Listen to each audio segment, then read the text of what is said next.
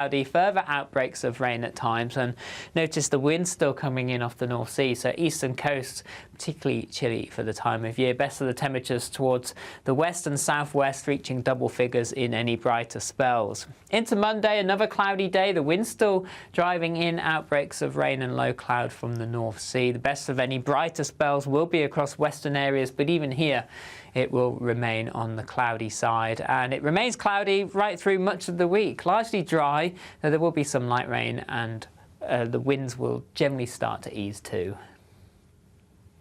That warm feeling inside from Boxed Boilers, sponsors of weather on GB News. 2024, a battleground year. The year the nation decides. As the parties gear up their campaigns for the next general election. Who will be left standing when the British people make one of the biggest decisions of their lives? Who will rise? And who will fall? Let's find out together. For every moment, the highs, the lows, the twists and turns. We'll be with you for every step of this journey. In 2024, GB News is Britain's election channel. On Mark Dolan tonight, in My Big Opinion, I'll be dealing with outdoor company The North Face, who want to brainwash their customers with divisive ideas about race. Remember the good old days when businesses just wanted to sell you stuff? Plus, in my take at 10, Meghan Markle is looking to revive her brand in the UK. Good luck with that. Plus, showbiz legend Christopher Biggins, Mark Meets, my top pundits, and tomorrow's papers. We're live at 9.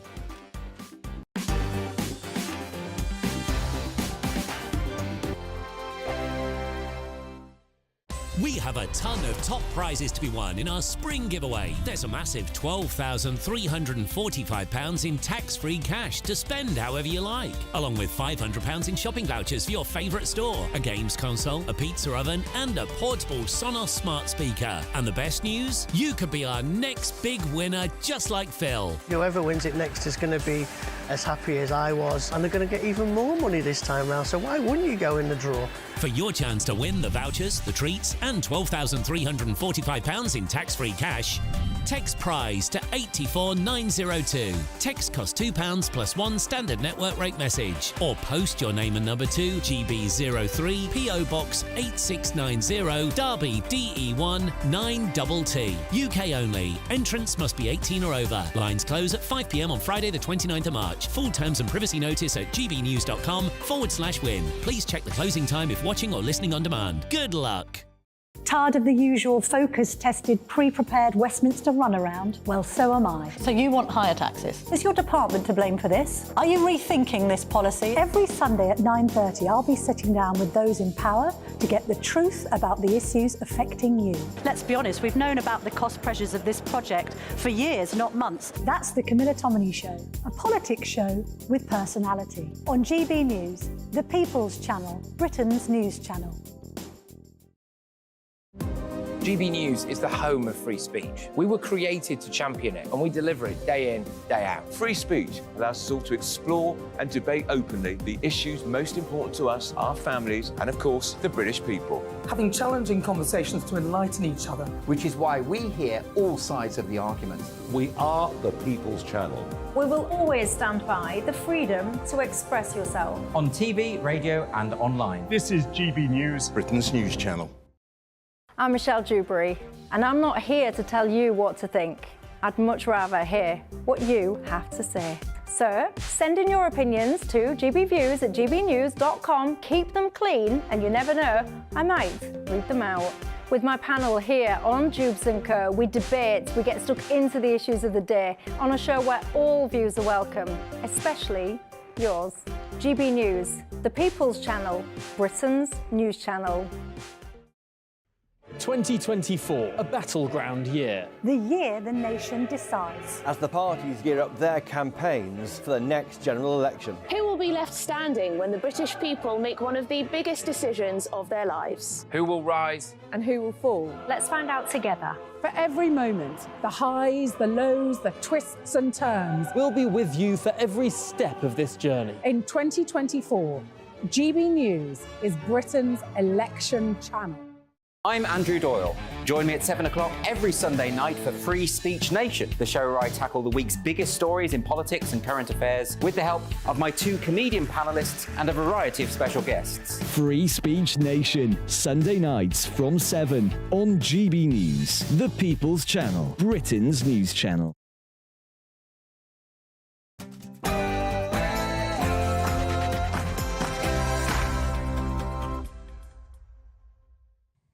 Good evening, welcome along to Neil Oliver Live with me, Neil Oliver. I look quite different after having a shave. I reckon you'll agree. I'm only joking, of course. Neil's brilliant new show is tomorrow at 6 o'clock. It's Saturday night, and this is the Saturday 5. I'm Darren Grimes, along with Albion Corner, Cressida Wetton, Ben Leo and Benjamin Butterworth. Tonight on the show... Is it ever acceptable to let yourself go after marriage? The Met Police will not be arresting J.K. Rowling for calling a trans woman a man. Johnny Rotten exposes the rotten state of Britain's migration system. We haven't seen the Princess of Wales for 2 months, so do we have a right to know exactly how she is? Joe Biden is back, and he's going to beat Trump. It's 6 p.m, and this is the Saturday 5.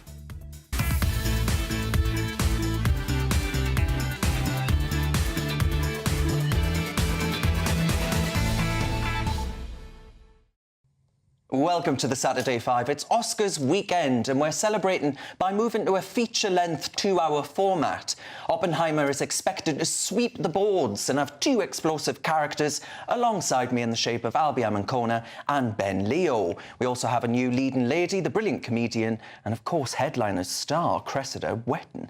She's making her debut on the Saturday 5. And as for Benjamin Butterworth, well, he's up for Best Supporting Actor in the wokest non-gender-aligned person in Britain category.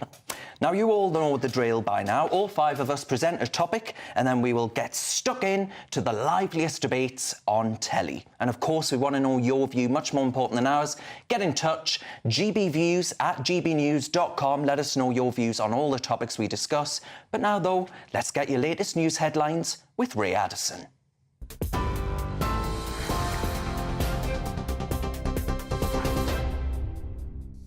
Thanks, Darren. Our top stories tonight. The UK was involved in a joint operation overnight which saw dozens of drones downed in the Red Sea. The Defence Secretary confirmed that HMS Richmond shot down 2 drones, repelling an attack by Iranian-backed Houthis. The US says in total, coalition forces hit 28 unmanned aerial vehicles. In a post on social media, Grant Shapps said the UK and its allies will continue to take necessary action to save lives and protect the freedom of navigation.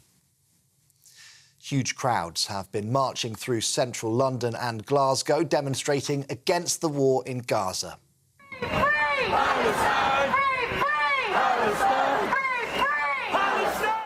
Thousands took part in the Palestine Solidarity Campaign protest, demanding an immediate ceasefire.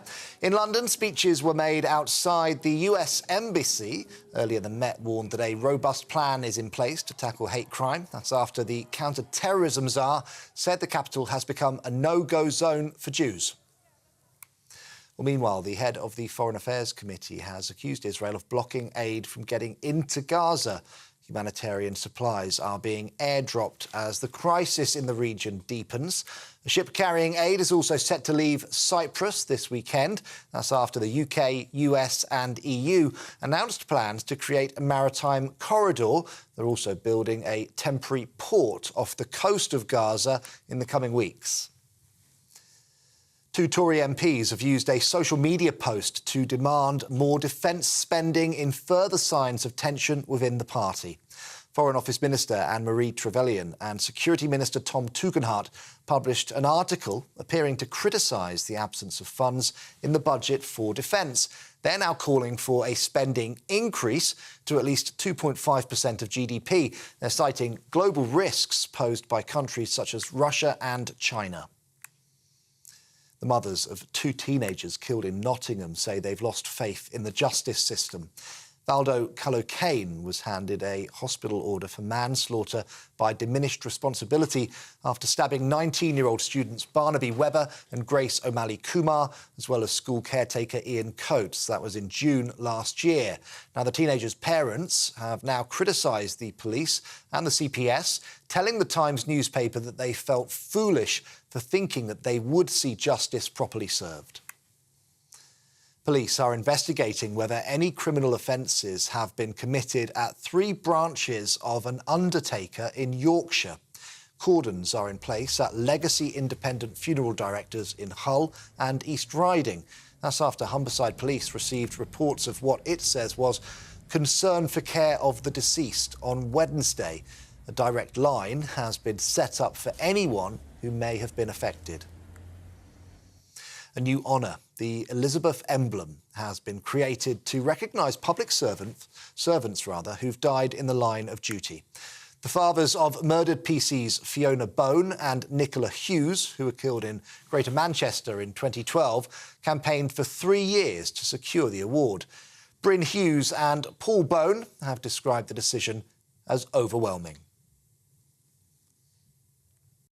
I'm very pleased and for all the police that have lost their lives in service, that they're now getting recognition by the state. And for all the families involved, it'll be a privilege to have them. It's been nearly 3 years campaigning for me, and you know, for it finally to be announced, it's I think in one respect it's humbling but overwhelming, but so pleased for everybody, and not just police officers as well, as we found out, it's for everybody in public service, and that'll mean a lot for those families, I think. And finally, Meghan Markle says she suffered hateful and cruel online abuse while she was pregnant. Speaking at an event in Texas, she criticised the toxicity and lack of humanity on the internet and across parts of the media. The bulk of the bullying and abuse that I was experiencing in social media and online was when I was pregnant with Archie and with Lily and with a newborn with each of them. And you just think about that and to really wrap your head around why people would be so hateful. It's not catty. Well, for the latest stories, sign up to GB News Alerts by scanning the QR code on your screen or go to gbnews.com/alerts. Now let's get back to all 5 of them.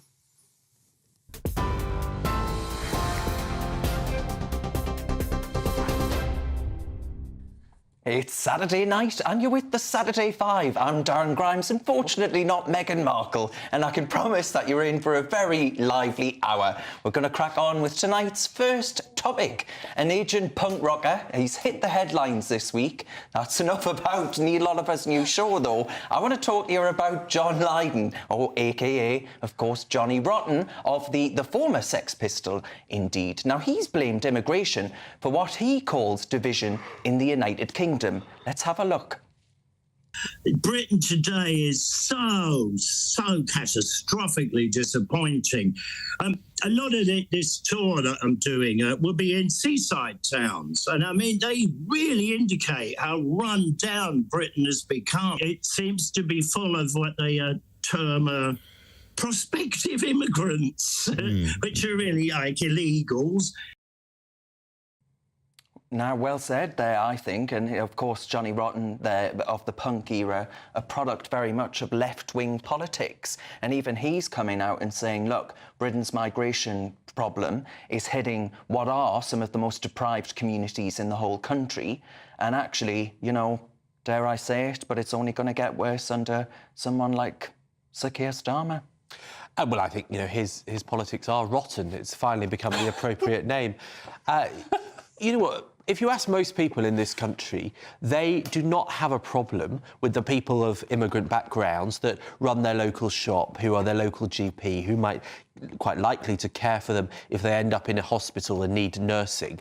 People celebrate that. And I think what he's doing is verging on being racist to try and claim that the culture of these communities has gone. But Benjamin, they probably don't have problems because the guy running their corner shop didn't arrive on a dinghy from Calais. And neither would the people undocumented who live in many mobile and passport men into the hanging English around Channel. On beaches getting up to goodness only knows what. They're not doctors. But enough about you, Darren. Look, the fact is You know, our country has been massively enhanced and improved by migration. No, it hasn't. And just because there aren't enough grumpy, racist old white people to turn up to a Sex Pistols gig, that might be a problem for Johnny Rotten, but I don't think it's a problem for Britain. Can I ask, please, how it's been enhanced by migration? One example. I'm here.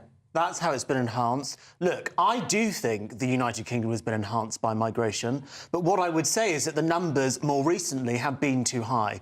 Benjamin, I don't know how you can sit here and say you think it is sustainable for 750,000 people to arrive here in net migration figures year on year. Migration benefited Britain when it was at lower numbers so that the communities of people that were coming over here could integrate, like my grandparents did, not a city the size of Liverpool moving to the United Kingdom in 1 year. But hang on, you know, if you were to ask your grandparents, I suspect, as lots of black people of that generation would describe, that they were not welcomed with open arms. They actually faced quite considerable levels of racism. Which was appalling. And so I think it is quite selfish for someone who's a product of that route to pull the ladder up for migrants coming to the country now. We can't talk about past prejudice and then apply it to people coming in. I mean, things have changed. Yeah. You know, the only thing that hasn't changed is Johnny Rotten's politics. He's still punk. He's still going against the grain, you know what I mean? Yeah, and Benjamin, sorry, like that. Can I just say, you are a massive hypocrite. Yes. You're saying immigration is great for the country, for the culture, the diversity, and then the next minute you come on this show and you bang on about how awful these people are on the Palestine marches, you know, calling for Israel to be exterminated and whatever else. You can't have it both ways. Yeah, actually, I can. So, because, no, you can't. Because I don't accept what I actually, again, I think is basically a racist premise, which is to suggest that these people from who have migrated here from other countries somehow have that exact view. They don't. And actually, most Muslims in this country are not from the Middle East. They're from Bangladesh, they're from India, they're from Pakistan, they're from a different part of the world, and their politics are rooted in a different issue. So I think that's the wrong thing to say. Yeah, a nasty issue. Well, I don't agree with the people on those marches. And that you've welcomed to the country. And actually, Cressida, I wanted to ask you in particular, Johnny mentioned John Lydon. I nearly said Johnny Rotten there, but yeah, it's his name. He mentioned actually the fact that he's on tour at the minute and he's going to a lot of these seaside towns. You tour quite a lot through your job. Well, have you experienced the fact that people are saying around the country, right, they're just saying, look, it's changed beyond all recognition? We don't have that much of an intimate relationship with the audiences as a stand-up. I will say that Comedy Unleashed, Andrew Doyle's comedy club, is gaining popularity, which is supposed to be a place where people can have whatever view they want. It's not that it's got one outlook or another. It's just that it's a place that says, look, we're not going to tell you what to say or what to think. And that is... Whenever I've done Comedy Unleashed, it's always a full room. And the Sex Pistols, of course, did a song called Pretty Vacant. Do you reckon that was written about Benjamin Butterworth? Absolutely not. Do you think he had the foresight? How very Dave. I'm sorry, but, you know, Johnny Rotten, I don't know his exact age, but I suspect it's pensioner age now, right? And the fact is that we have a fundamental problem in this country. Oh, here we have found out he's old, so now you want to go for the jugular. No. You have a problem. Hateful, that's what you are. I'm not hateful, Darren, I'm just a realist, right? We have a massive problem in this country. With old people. A big chunk, a disproportionately large chunk, historically, of our population is out of work because they're pensioners. And that, of course, is fine. He's on tour. But we have a smaller number of people who go to work. Now, the only way to pay for those pensions, for the health care, for the social care, is to have more workers. That's why we need seaside towns to have immigrants, because I tell you what, those economies of those seaside towns would collapse and there'd be no money to go to Johnny Rotten. He's not talking without about migrants immigrants. In work. He's talking about people turning up after coming here from goodness only knows where, after arriving in a dinghy from Calais. And that is a distraction because not in the NHS. The figures...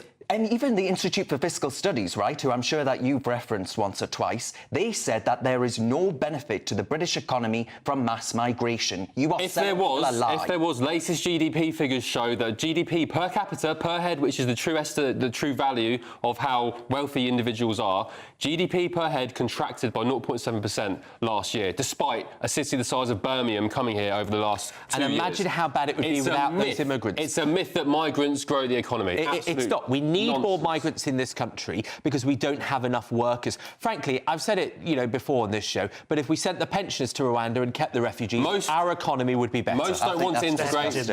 Most don't want to integrate. It's been proven from those GDP figures that they don't contribute to the economy. So the services aren't there, the schools aren't there. Both Albie and I are the grandkids of immigrants. Mine was Canada, and I think we've done pretty well. You can't compare today to 40, 50, 60 years ago. I also don't think you can compare your Canadian grandparents with those arriving in dinghies right now. I think they're slightly different. They arrived on a boat. Anyway, right, Hawathan, who wants to go next? I'll go next, Darren. So is it ever acceptable to let yourself go after you get married? Well, Bath University followed 9,000 men over 14 years, and they found that married men are over 2.5 pounds more heavy than their bachelor counterparts. So what do you all think? Is it ever acceptable to let yourself go after marriage? Let's have a look at some famous faces just to see if this is true in real life. We're first going to have a look at the wonderful Prince of Wales, Prince William. Oh, look at him back then, such a hunk. And then look at what happened after he got married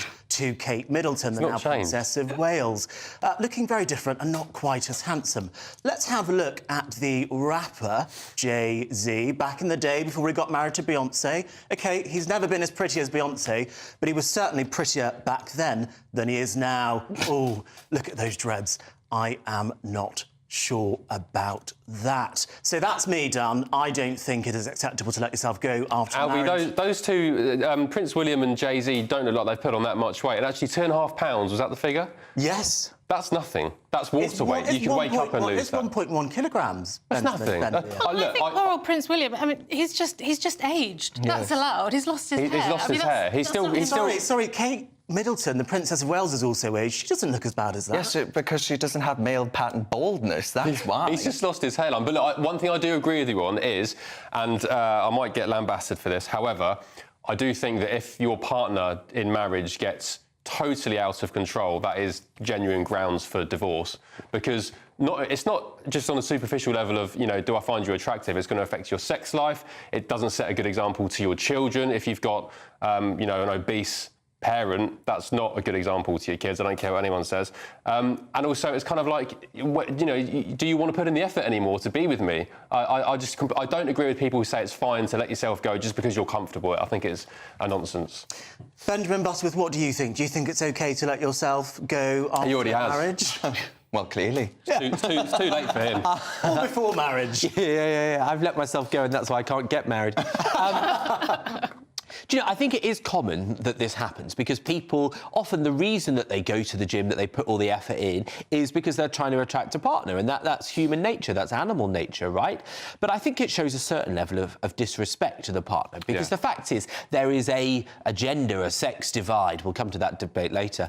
But there is a divide here, right? Because you rarely, as Darren referenced, find that the woman looks particularly unkept at 50 compared to the man. You get these fat, balding, lazy, middle-aged men and these beautiful women. On all sides. I completely disagree. I think you get thinner when you're happier. Isn't that... Well, let's just hold that thought very quickly because we do actually have an example of someone who is in a relationship who actually went from being perhaps less attractive to being a lot more attractive afterwards, maybe because of that relationship. Let's have a look at GB News' very own Patrick Christie's transformation over the last couple of years. That's what he looks like now, since he's met the gorgeous Emily Carver, and we might remember what he looked like before, but he looked very different. So it is possible, Cressida, to get into a relationship and have the opposite thing happen to you. Well, that's it, isn't it? Because instead of being friends with your fridge and with carbs, you've got somebody to talk to, somebody to hang out with, and I think people feel better about themselves. Well, he swapped one Carver for another, and it helped a great deal. Do you know what? I think you made a really good point, though, Krista, about how there is a link between happiness and eating. I know that when I'm unhappy, even if I've not quite clocked it, right, I'm going to the fridge a lot more. I'm not putting in the effort to cook a meal that's going to be more nutritious, that's going to be healthier. I'm not going out on walks, which is so good for your mental health. And that's when the pounds come Also, on. when you're tired, I've noticed in recent weeks, if I'm particularly tired or I've had a bad night with the kids, the next day I will eat an extraordinary, for me anyway, amount of bad stuff. I just won't care. Can I ask? And that would apply to a lot of parents. If they're knackered, if they're working, if there's a single parent, or they're working 2 jobs, they will tend to eat I was about to swear then, rubbish food. Ben. Luckily I didn't. Rubbish food for the sake of just getting it, in you. As a parent, you're slim, your wife is slim, but do you think it sets a bad example when parents are overweight and they've got school-age kids? And it's even worse when those kids, on some occasions, are also fat and obese. You see it in, where I live, going to people on the school run, going to nursery, you see fat kids, and that, I mean, it's nothing but child abuse. I was a fat kid. Well, it's child abuse in my book. If you've got a fat kid... And why were you so fat? I was fat because my parents separated and I was depressed, so I ate. So exactly what you were saying. Hang on, though, you wouldn't blame your mother for that, though, would you? Well, I wasn't the one that was in charge of what I was eating, but I do know that I was a very upset child and food made me happy. So I think my mum was juggling lots of things, but ultimately I wasn't responsible. So where do we strike the balance there? Where do we get the balance right? Like, how much do you blame the parents? Look, I think if you have a fat child who is under the age of 10, that is not the child's fault. It is your fault as a parent. And I think any parent with a fat child would probably admit that. Now, obviously, it is difficult in today's day and age. People are working, you've got two parents working, they might not have time to cook. But ultimately, I think it's something like a third of kids now are overweight. That is a ticking time bomb. I think it's appalling that we can't get that right as a society. You know, an affluent society, and we can't teach kids how to cook broccoli. You know, it's one of the best things my mum did. We're going to have to leave that one there, but don't worry. Leave the fat kids alone. We're not going to shame you anymore. You are free to go to the fridge. Now, coming up, the police drop an investigation into J.K. Rowling and what's going on with Kate Middleton. Coming up next, has Joe Biden revived his re-election hopes by managing to stay awake during his latest State of the Union address? You're with the Saturday 5 live on GB News.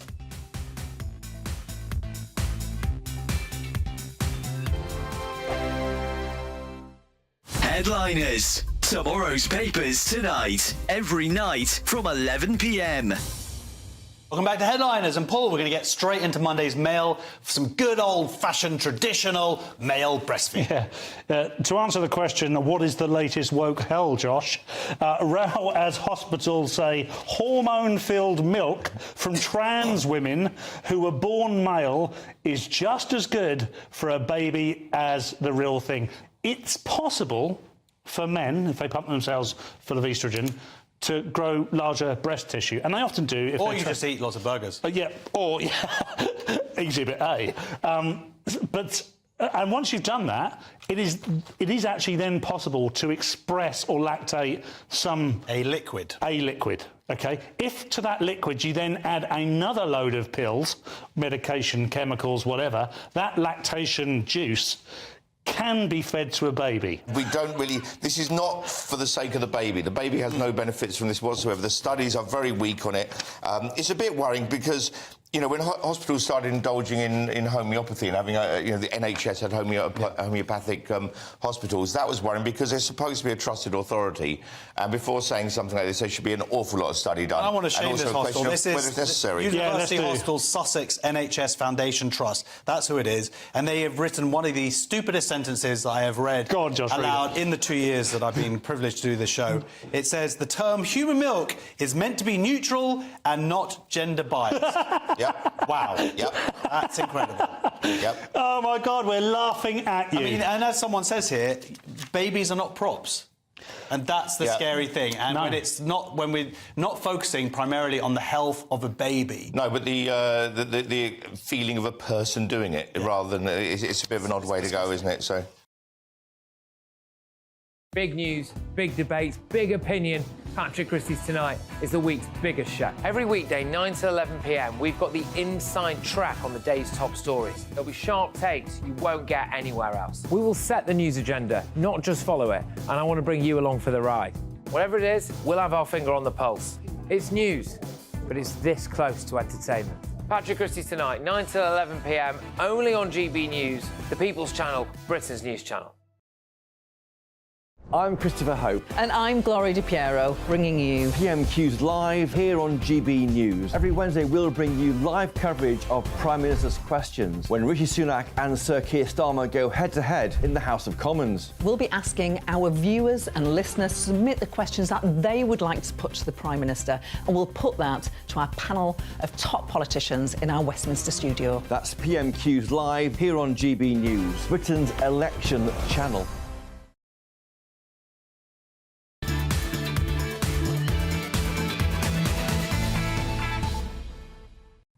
Welcome back to the Saturday Five. As always, cheers for your company and cheers for your emails about tonight's topics. Kathy's written in, good evening, Kathy, and she says, Johnny Rotten is talking about illegal immigrants. You are conflating legal and illegal immigration. Dumb or what? Well, that's Benjamin Butterworth put firmly in his place. And John says, maybe it's the John himself. Maybe this is Johnny Rotten himself. No problem with genuine asylum seekers. It's failed asylum seekers remaining in the UK. There have been occasions where these people have committed serious crimes. Yep, and it's happened in seaside towns around our country. And Matt says the only reason William appears to have let himself go is because he's got a motor-mouth brother releasing books and speaking to Oprah Winfrey. That would cause anyone to go off the deep end. Well, there's one explanation. Now, though, it's time for our next debate. Who's going to be up next? Oh, it's me. I was thinking about the fridge. That was my mistake.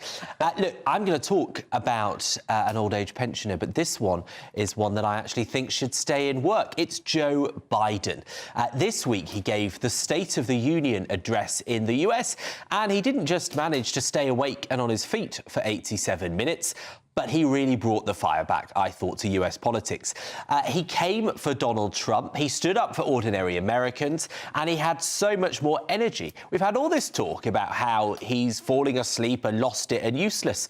Well, this week, the polling said that 6 in 10 Americans thought Joe Biden had done a good or great job, and that the clear majority of undecided independent Americans supported Biden this week. So that's why I think this week, which also saw Trump effectively secure the Republican nomination, is the week that we found out Biden is going to be re-elected.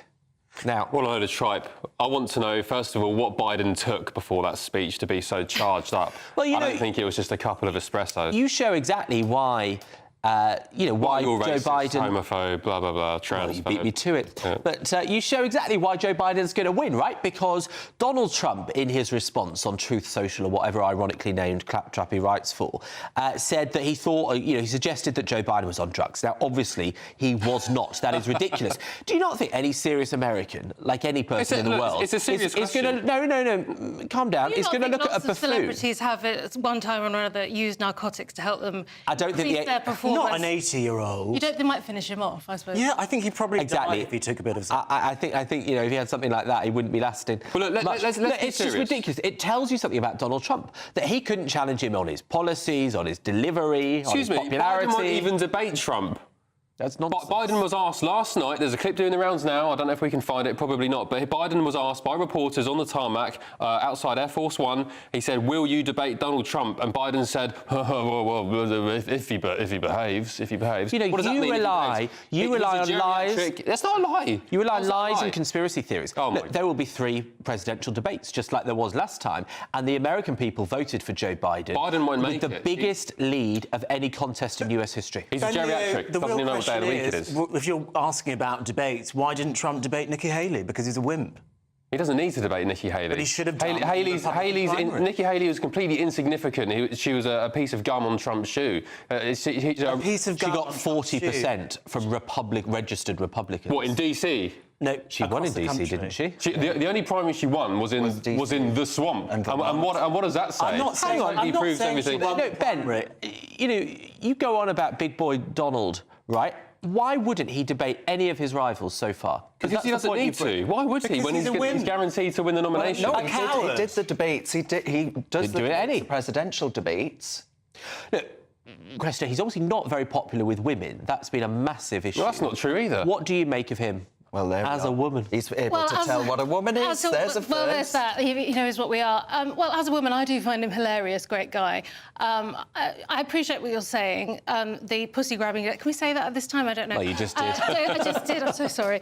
That's sort of it gets brought up a lot, doesn't it? But we all make mistakes. Who among us hasn't made? What did you think about that comment? Well, it was years ago. At the time, did you take it literally that he enjoys doing that? I don't think that now. I'll put it that way. Yeah. I think anybody that would say that in this day and age would be pretty mad. Yeah. Yeah, but, maybe secretly deep down there are lots of women that actually do like him. I don't think... I think it's publicly you're not supposed to say that, but there are, you know, there's things people like about Trump. And do you think, actually, the cover-up with the Hunter Biden laptop story and everything to do with Hunter Biden from before the last election, actually there's going to be a cover-up over Joe Biden's health? Look, you're more. He is not clued up. Well, look how Hillary Clinton was declining during the presidential race with Trump. There's that infamous clip of her being led into a car by the Secret Service.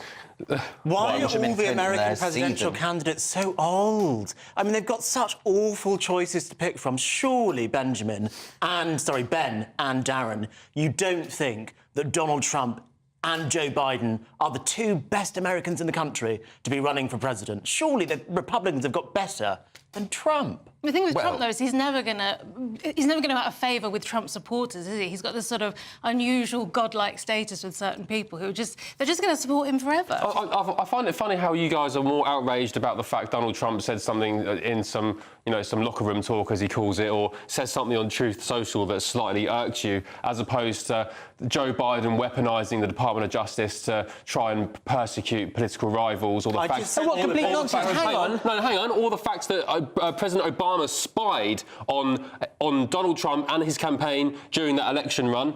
If that happened in Ghana or Nigeria, you'd be outraged and call it, a banana republic and completely corrupt. But Obama, I'm not going to engage with your conspiracy theories. It's not a conspiracy theory. You struggle to theory. trust a word you say, quite frankly. You can't just shrug off things you don't like, but say it's a conspiracy theory, or it's racist, or it's homophobic. It's a fact, so deal with it. Hang on, he quite literally has been pointing judges around the country and to the Supreme Court as president. That's what they do. And has said that he wants the result of a democratic election to be overthrown by courts. He went out of his way to do that. He rejected the democratic, legitimate result of the American people. First of all, you said, why won't Biden debate him? Of course he will. Your bloke didn't debate them. Then you say, we don't want them using the courts to get someone. That's exactly what Donald Trump has done for the last 3 years. No. Biden hasn't just used the courts. He's used every department of the US government to go after Donald Trump, his children, his campaign. What you can't understand... The New York Attorney General just fined him $348 million for some... Tell the viewers why. For an absolute... For getting loans where the bank said they had no problem with. For lying about his business dealings. The New York Attorney General went on Twitter and said, we got him, wink emoji. What kind of person, what kind of professional behaves like that? It's a complete banana... What are you laughing at? Benjamin has given you facts, and you can't actually explain the story of what happened. He has just given... Donald Trump lied, and that is what... No, he didn't. The bloke isn't even honest about how many flaws are in his tower. Albie, you've got rose... Actually, you don't even have rose-coloured glasses on. You've got brick... You've got a guide dog. You can't see anything. Donald Trump was prosecuted and fined for allegedly... Well, not allegedly now, for obtaining loans...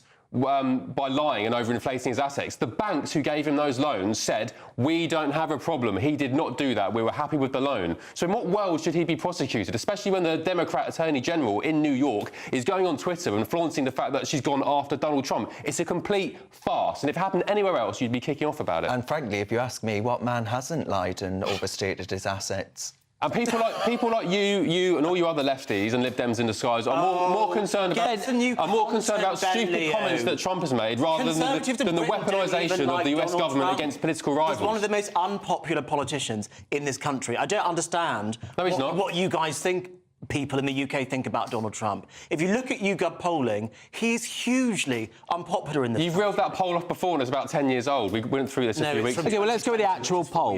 You know, the one where 150 million people voted. Donald Trump lost the election, right? Well, clearly, he's not the president.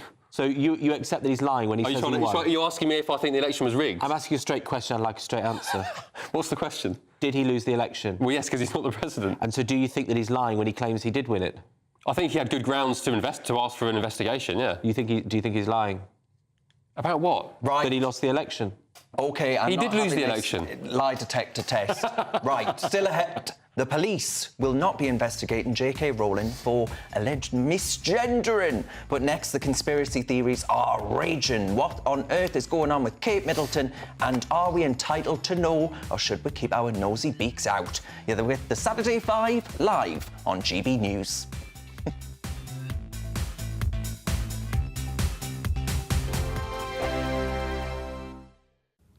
Hello there, welcome to your latest GB News weather from the Met Office. As we move into Sunday, it remains cloudy and damp across many areas, and we keep that keen easterly breeze too. And that's thanks to this area of low pressure just sat to the south of the UK, feeding in areas of cloud outbreaks of rain.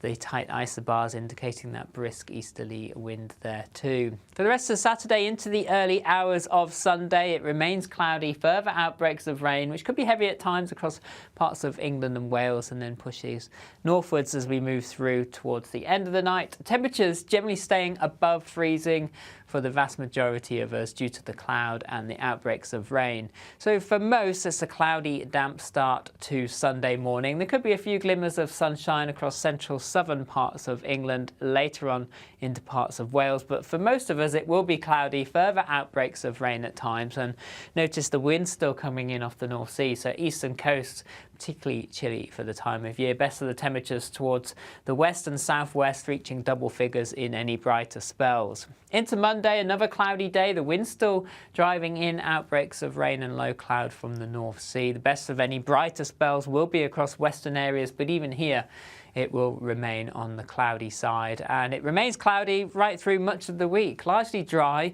though there will be some light rain, and the winds will generally start to ease too. GB News is the home of free speech. We were created to champion it, and we deliver it day in, day out. Free speech allows us all to explore and debate openly the issues most important to us, our families, and of course, the British people. Having challenging conversations to enlighten each other. Which is why we hear all sides of the argument. We are the People's Channel. We will always stand by the freedom to express yourself. On TV, radio and online. This is GB News, Britain's news channel. I think the most exciting bit for me is talking to people. People who I think are ignored often by the major news channels. We're going to give news they want to hear. There's a voice there that needs to be heard. I think there's a chance here for a diversity of opinion to be expressed, which you don't find elsewhere. It's really exciting. We don't hold back. We're free to say how decisions that are taken here affect us all around the country. Only on GB News, the People's Channel, Britain's news channel. I'm Michelle Dewberry, and I'm not here to tell you what to think. I'd much rather hear what you have to say. So send in your opinions to gbviews@gbnews.com. Keep them clean, and you never know, I might read them out. With my panel here on Jubes and Co, we debate, we get stuck into the issues of the day on a show where all views are welcome, especially yours. GB News, the People's Channel, Britain's news channel.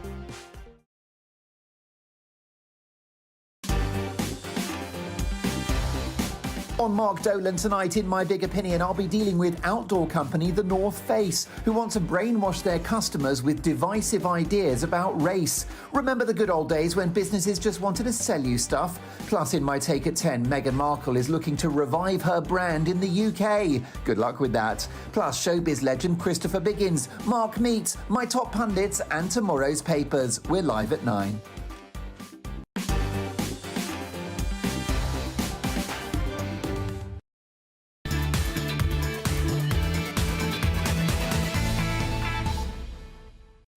Welcome back to the Saturday 5. Your emails are flying in with fury, it has to be said.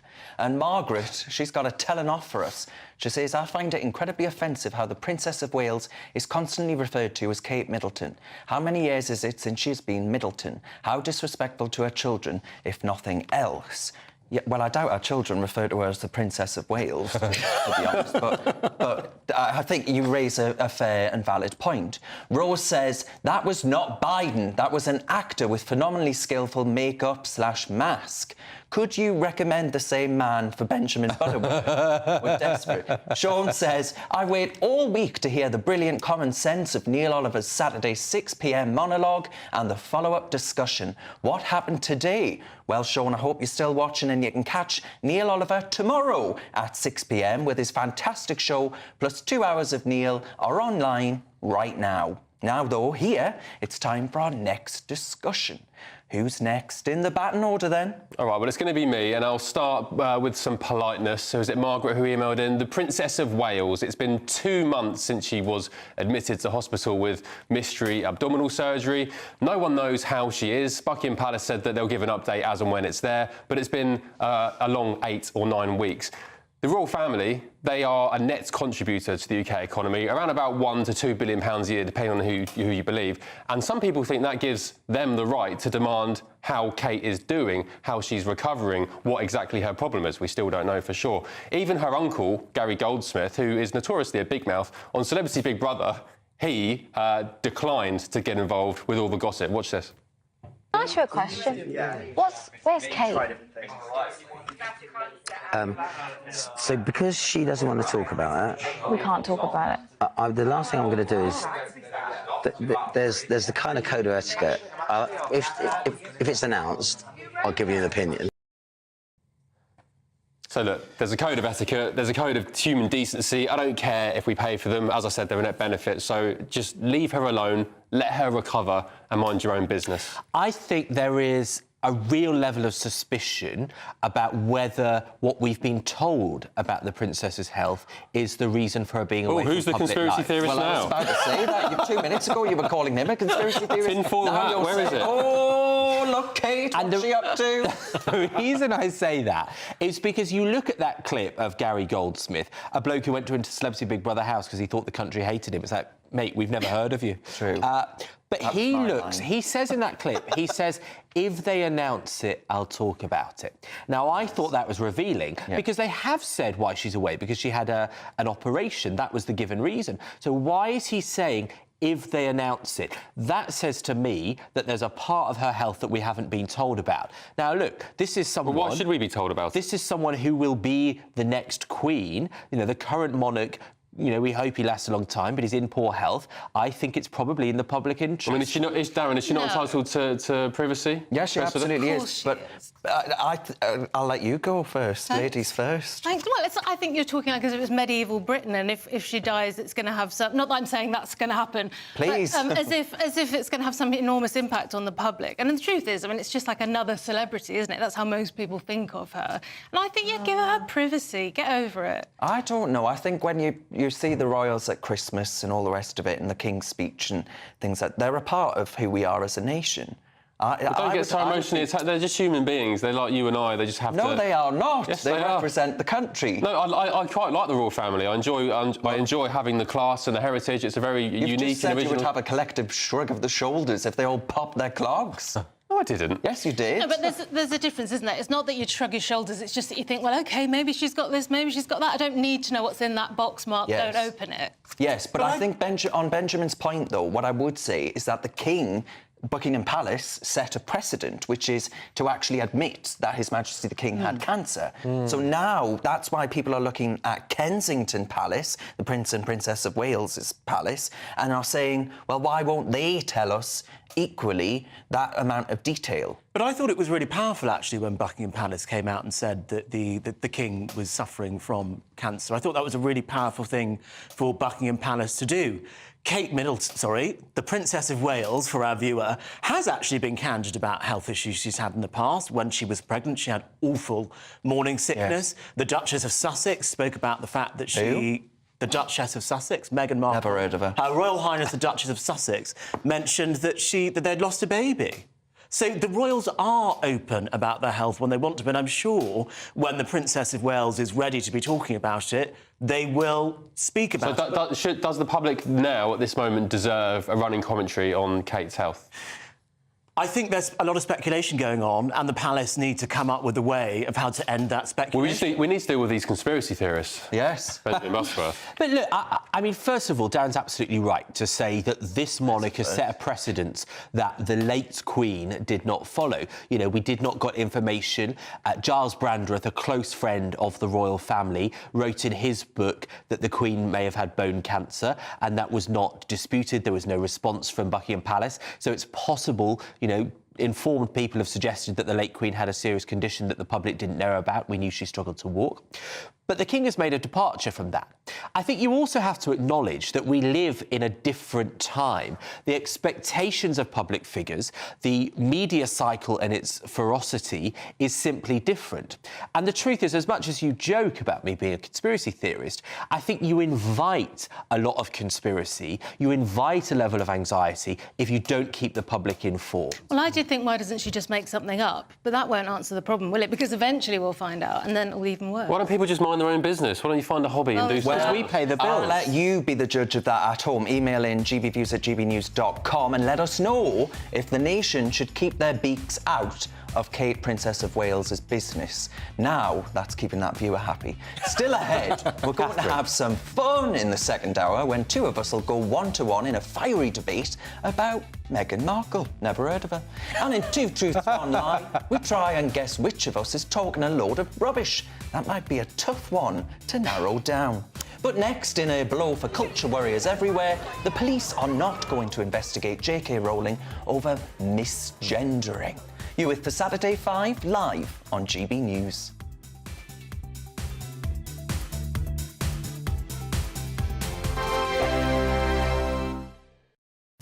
I'm Michelle Dewberry, and this is GB News, Britain's news channel. GB News Breakfast, every day from 6 a.m.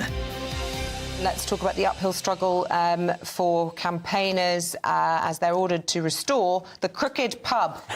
This is a lovely story. So this is about this crooked pub. We have a picture of this pub. Yeah, the most crooked pub in... No, we don't have a picture, so let's all use our imaginations. I'll find it. I'm going to tell you it's about here, this pub. Isabel, here the it thing, is. Scarlett, that gets me is that this pub is, it's completely flattened, completely, so nothing exists, not even the conservatory at the back or whatever it is. Awful. I have no idea, Scarlett, how they would rebuild that. I don't know, but they have been ordered to. They flattened it. It was quite, you know, the pub burnt. It was then totally demolished without permission, and now the reason for this was it was blocking. It was an entrance that would have blocked a new housing development or something. It was going to stop people from making money, absolutely. And South Staffordshire Council has ordered the owners to rebuild the pub. And how they're going to rebuild it to make it look crooked, I don't know. But they should never have knocked it down in the first place. It meant something to an awful lot of people in Britain, and particularly the locals. And the locals, this came about because of a campaign. As all the best pubs do. Do you have a favourite pub, Eamon? Yeah, you can have pubs just for character. Yeah, you know, just for character, but more than anything. Yeah. I mean, I'm not a drinker, so it wouldn't really matter. But when you go to somewhere that has got atmosphere, and exactly, that is the thing.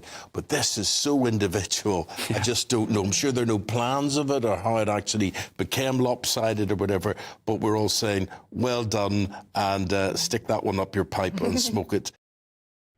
2024, a battleground year. The year the nation decides. As the parties gear up their campaigns for the next general election. Who will be left standing when the British people make one of the biggest decisions of their lives? Who will rise? And who will fall? Let's find out together. For every moment, the highs, the lows, the twists and turns. We'll be with you for every step of this journey. In 2024, GB News is Britain's election channel. Join me, Camilla Tominey, every Sunday at 9:30 when I'll be interviewing the key players in British politics and taking them to task. This report basically says that he's not fit to stand trial. With an upcoming election looming over Westminster, now is the time for clear, honest answers. I agree. And that's precisely what I'll get. Is he indecisive? Incompetent? That's the Camilla Tominey Show at 9:30 every Sunday on GB News, the People's Channel, Britain's election channel.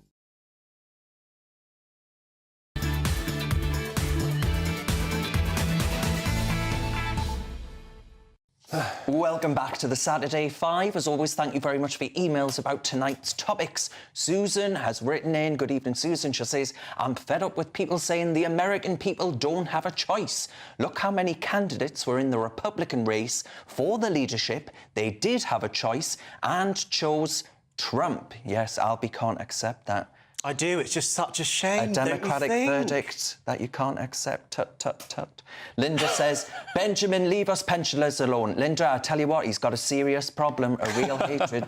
I worked since I was 15 and paid 50 years of contributions to receive my pension. Yeah, just to send that ungrateful lout to school. There we are, eh?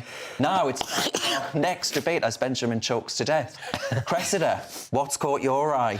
OK, so the Met Police will not be arresting J.K. Rowling after a complaint by India Willoughby, a trans woman, accusing Rowling of a hate crime because Rowling called India Willoughby a man online. It's got to the point now where it's being called a non-crime hate incident. I thought those were going out of fashion. I thought Suella put a stop to that, but apparently not. So the police have said it doesn't meet the threshold for a hate crime, but it does meet the threshold for a non-crime hate incident, which is really interesting to me. What does that mean, a non-crime hate? What is that? I think it means the police have been very diplomatic. I think they've turned up and they've done what they can, because it would be a bad look for them if they completely ignored it, but also, my goodness me, wouldn't it be a bad look if they turned up and really put a lot of resources. I mean, I'm glad the police have done something right for once. I mean, bearing in mind the outrageous scenes in London today on that pro-Palestine march, where they arrested and released someone for carrying a banner saying Hamas are terrorists. Now they've made the right decision and said that we're not going to prosecute J.K. Rowling for saying India Willoughby is a man, because, let's be honest, let's stop lying to ourselves, he is a biological man. But, Ben Leo, I just think, all right, yes, we all know trans women are, in fact, biological men, because that is what makes them trans. But I just think it is so offensive to say to someone like India Willoughby, who has gone through the transition process, had the surgery, gone through the arduous process of getting a gender recognition certificate, is legally considered a woman in most situations, and people have been able to do that since 2004, very uncontroversially, by the way. So that looks like a woman. I wouldn't know that she wasn't a biological woman if I just looked at her. Well, that doesn't matter. No, but the point that I'm making is, I just think it's so offensive and rude to say to these people. OK, well, let me answer you. It shouldn't be illegal, but it's just why would you be so malicious? Well, hang on, before you do that, let's have a look at a tweet by India Willoughby. J.K. Rowling, rather. Some time ago, lawyers advised me that not only did I have a clearly winnable case against India Willoughby for defamation, but that India's obsessive targeting of me over the past few years may meet the legal threshold for harassment. So that's... Well, Albie, this is important. Let me just answer. India Willoughby has done the same thing. He has misgendered other people in rows over Twitter, which J.K. Rowling provided evidence of in that tweet. And I'm sorry to say, facts trump your feelings. Look, I've not spoken about feelings here. You have. You did. No. You said it's disrespectful and it's hurtful. It is disrespectful. Right, so facts trump your feelings. I'm sorry. I didn't say it should be illegal. I said it was wrong. I think it is wrong to call a trans woman a man for the purpose of being malicious and hurtful. Do you think it's actually offensive and hurtful? Are you being offensive and hurtful? I'm afraid I've got very little patience with India for the reasons that Ben's just pointed out. But the point here is that legally the police, they've done the right thing, haven't they? I mean, I'm not even sure whether it's really a non-crime hate incident, given that... I've got one of those. Have you? Yeah, I have, actually. Just tell me about it later. Yeah, I will. I really do, for broadcasting David Starkey. Can I make a very serious point? And can I have a little bit of time to make it as well? Most people, the majority of people, are supportive of trans people. We want them to live happy lives. We want them to be content, accepted, included in everything, and that's fine. Not women's sports or in changing rooms. Not in women's sports or changing rooms. But when it comes to being forced or pressured by trans activists or trans people with going to the police because we won't give in to a lie or distort our reality to make them feel better, that's where we'll draw a line. So, Benjamin, then, would you say, is Cressida a bigot for saying that India Willoughby is a man and J.K. Rowling has done nothing wrong? I didn't say India Willoughby's a man. Oh. I'm making the point that the police have done the right thing. So you don't think India Willoughby is a man? Well, I'm really on the fence about pronouns. I'm on the fence. How's India Willoughby not a man? She's biologically... I'm saying she. This is the thing. This is just outrageous. It was going down some weird mental gymnastics. Personally, I'm on the fence about pronouns. There's plenty of times when I would say she. I've just done it. That's different. Pronouns are one thing, right? Absolutely. But it's, that's a debate that's raging at the moment, isn't it? There's a lot of feminists who absolutely don't want you to call a trans woman a woman. But... yeah, India naturally comes to me as female because I knew about her so long.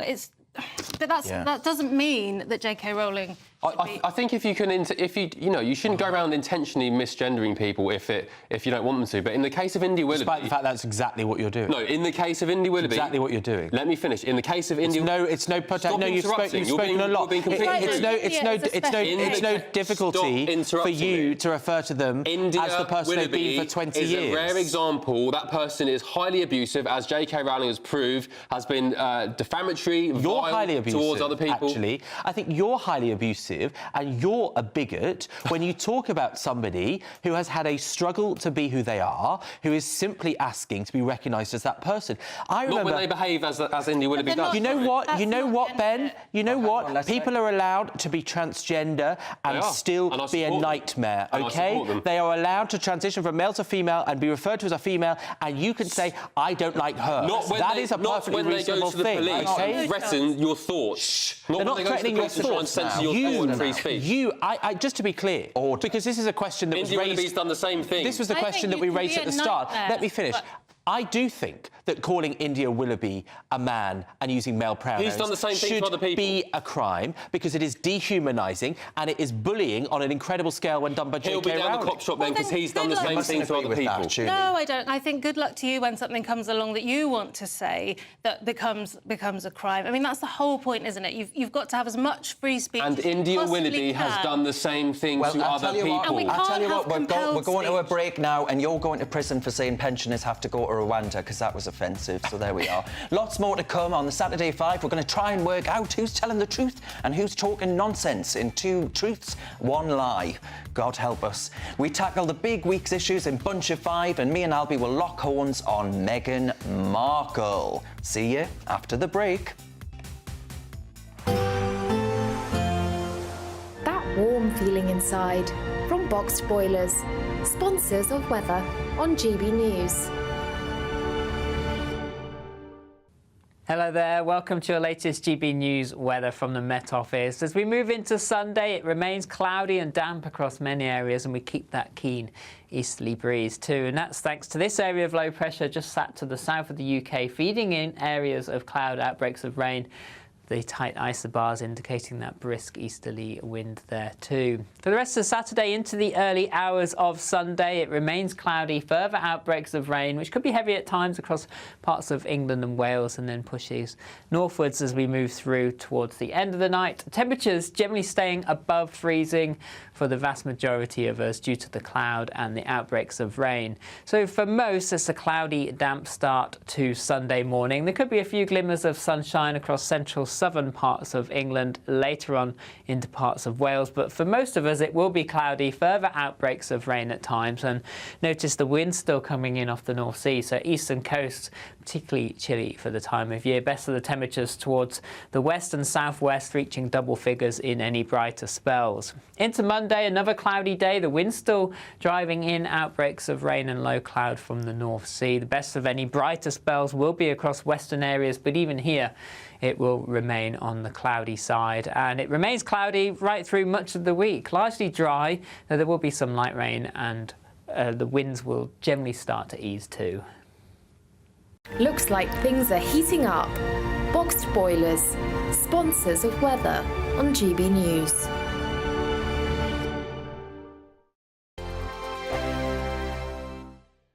We're springing into spring and giving you the chance to win the seasonal essentials. First, there's an incredible £12,345 in tax-free cash to be won, plus a spring shopping spree with £500 in shopping vouchers to spend in the store of your choice. And finally, a garden gadget package to enjoy, including a handheld games console, a portable smart speaker and a pizza oven. For your chance to win the vouchers, the treats and £12,345 in tax-free cash, text GBWIN to 84902. Text costs £2 plus 1 standard network rate message, or post your name and number to GB03 PO Box 8690 Derby DE1 9TT. UK only. Entrance must be 18 or over. Lines close at 5 p.m. on Friday the 29th of March. Full terms and privacy notice at gbnews.com/win. Please check the closing time if watching or listening on demand. Good luck. Good afternoon, Britain. Weekdays from midday.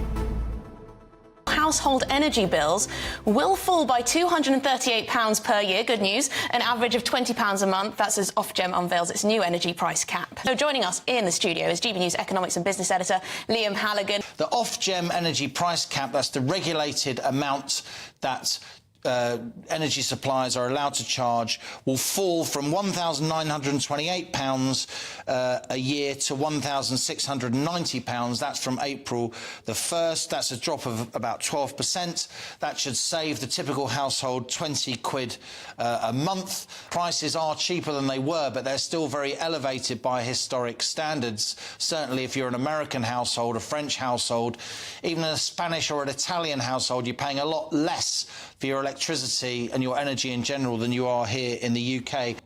The energy companies have been a bit tricksy with the government because while they are lowering the energy price cap and the headlines are, well, your energy bills are coming down, blah, blah, blah, the energy providers have actually chiselled out from Ofgem the permission to charge households an extra £2.33 a month on average. And the energy companies say that is money which they need, the energy companies, in order to support households who have got big debts on their energy bills. I don't know about you, but whenever I talk to people down the pub about energy bills, many of them say, well, the energy company's got like £2,000 of my money and it won't give it back to me. What's going on here? So there are lots of concerns about customer balances with energy companies, and it's also worth saying that as part of this announcement, the bit that no one will notice is that the energy companies are being able to charge all households to try and flatter the energy companies' balance sheets, which to me, on first reading, seems a bit odd.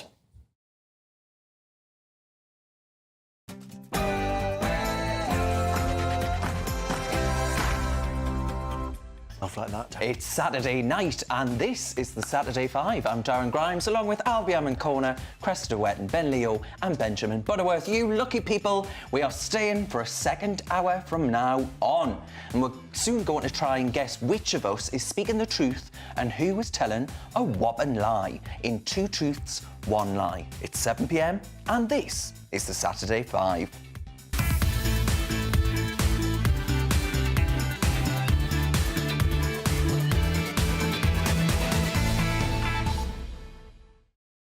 Welcome back to the Saturday Five. Also coming up, folks, two of us are going to go one-to-one. We'll tackle 5 quick-hit topics in bunch of 5. And next, we're going to be talking to Sasha Bailey about the pressure to transition on young people who might be having other issues. And of course, I want to know your views as well. Get in touch by emailing gbviews@gbnews.com. But first, it's your Saturday Night News with Ray Addison.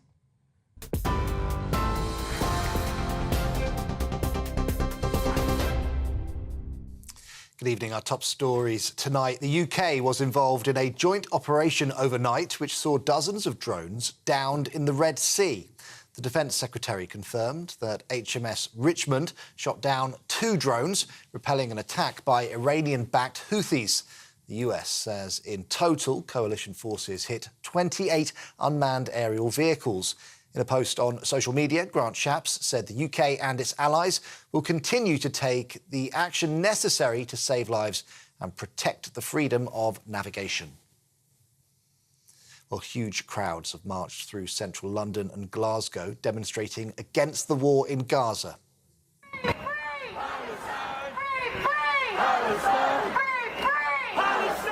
Thousands took part in the Palestine Solidarity Campaign protest. They're demanding an immediate ceasefire.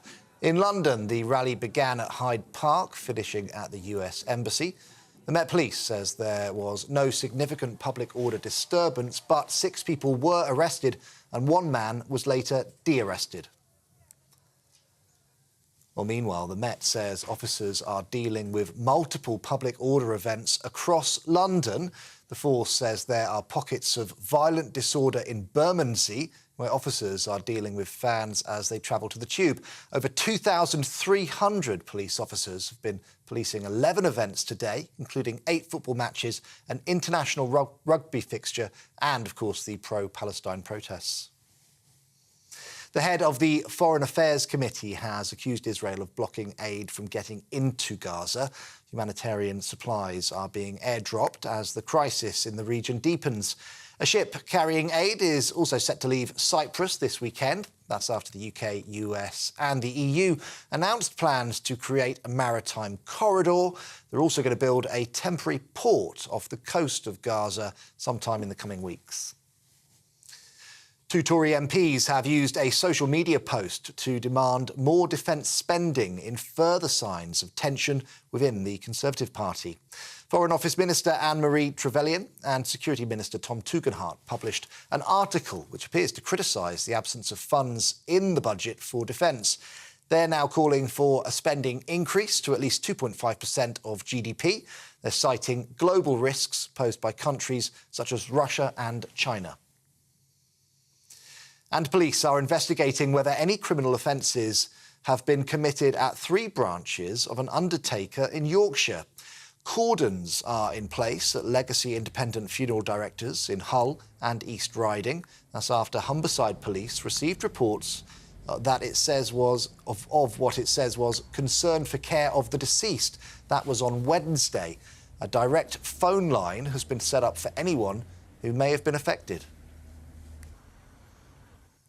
Well, for the latest stories, you can sign up to GB News Alerts. How do you do that? Simply scan the QR code on your screen right now or go to gbnews.com/alerts. Now back to the Saturday 5.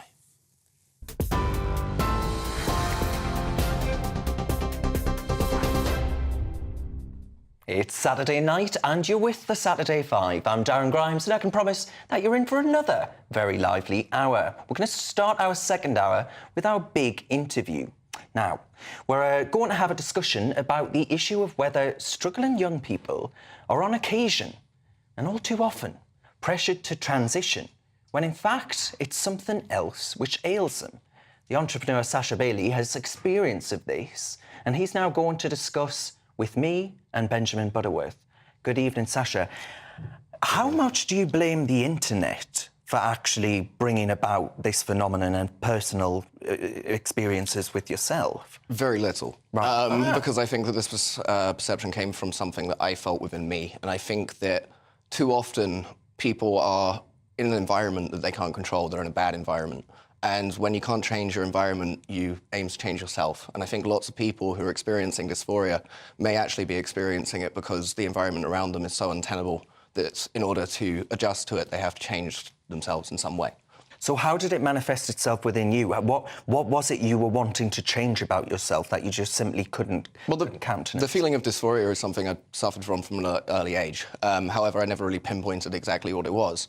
During recent times when I was in a very stressful, abusive place, that feeling came back. And this time, because I could peg it to stuff, I could put it to people, influencers, conversations on the internet, I could say, OK, well, this worked for them.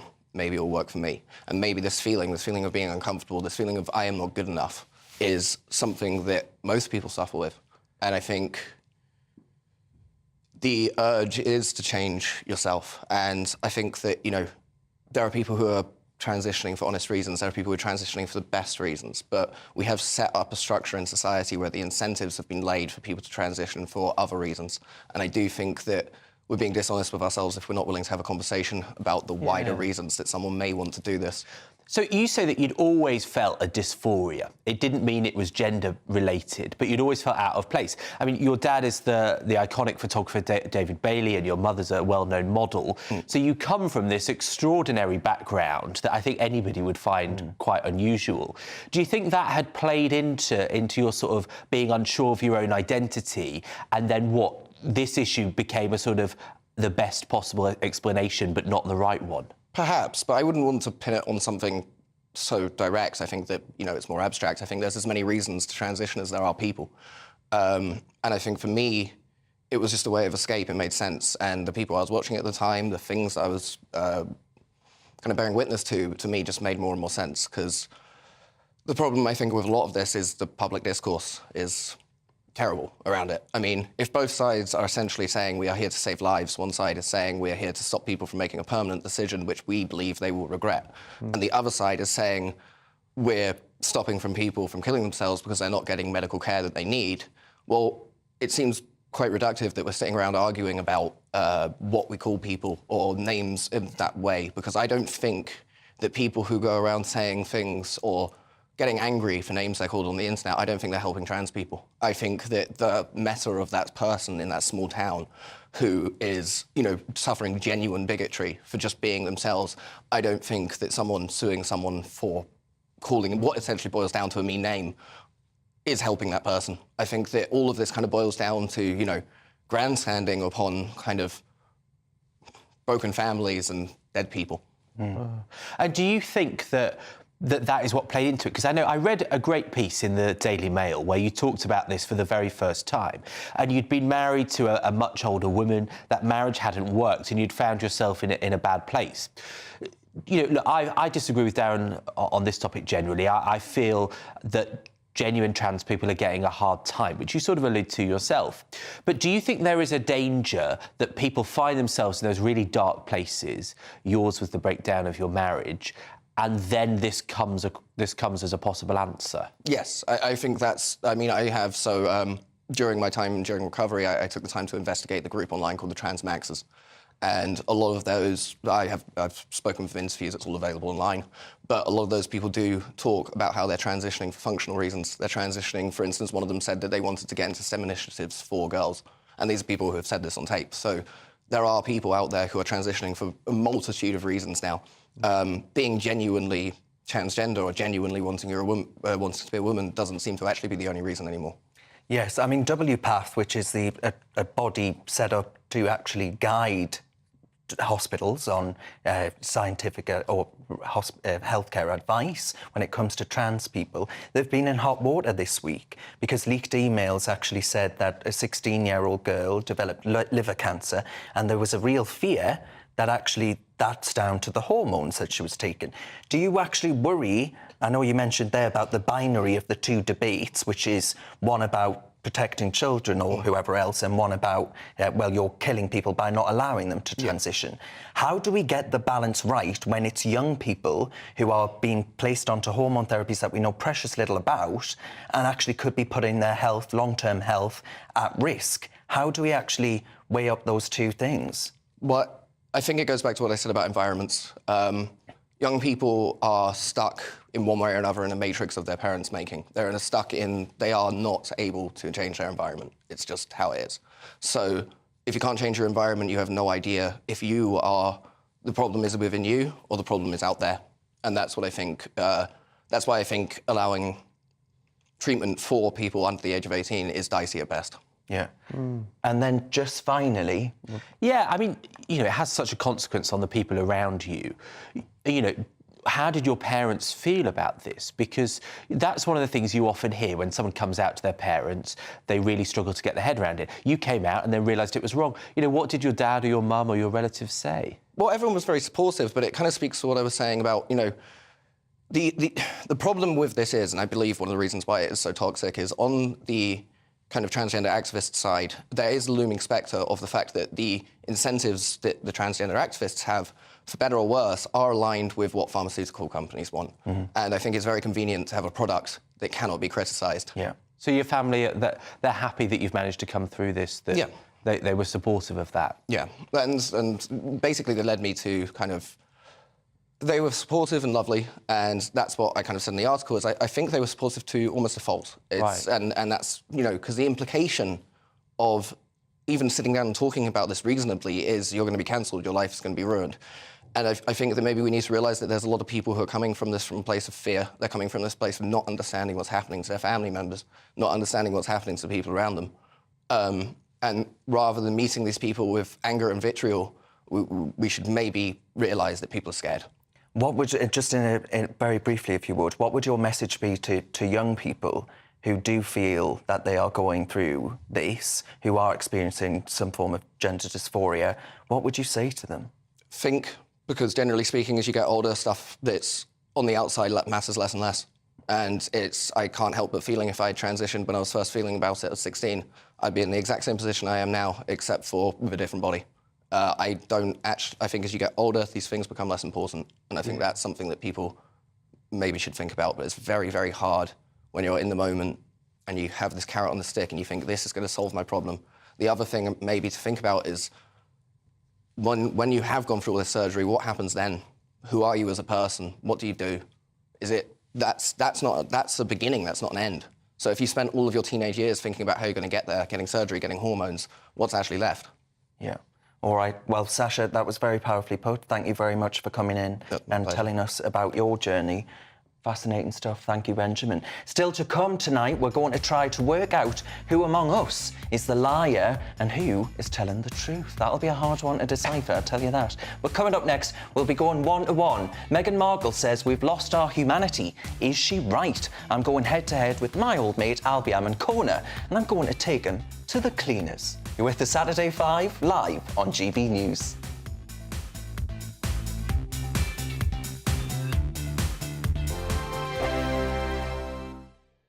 Nana Queer, weekends from 3 p.m.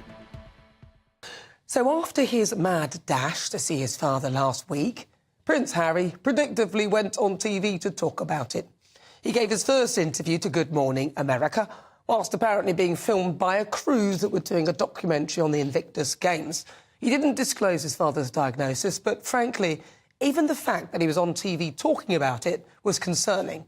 No wonder they're keeping him at arm's length. This is what he said. How did you get the news that the king was ill? I spoke to him. And what did you do next? I jumped on a plane and went to go and see him as soon as I could. How was that visit for you emotionally?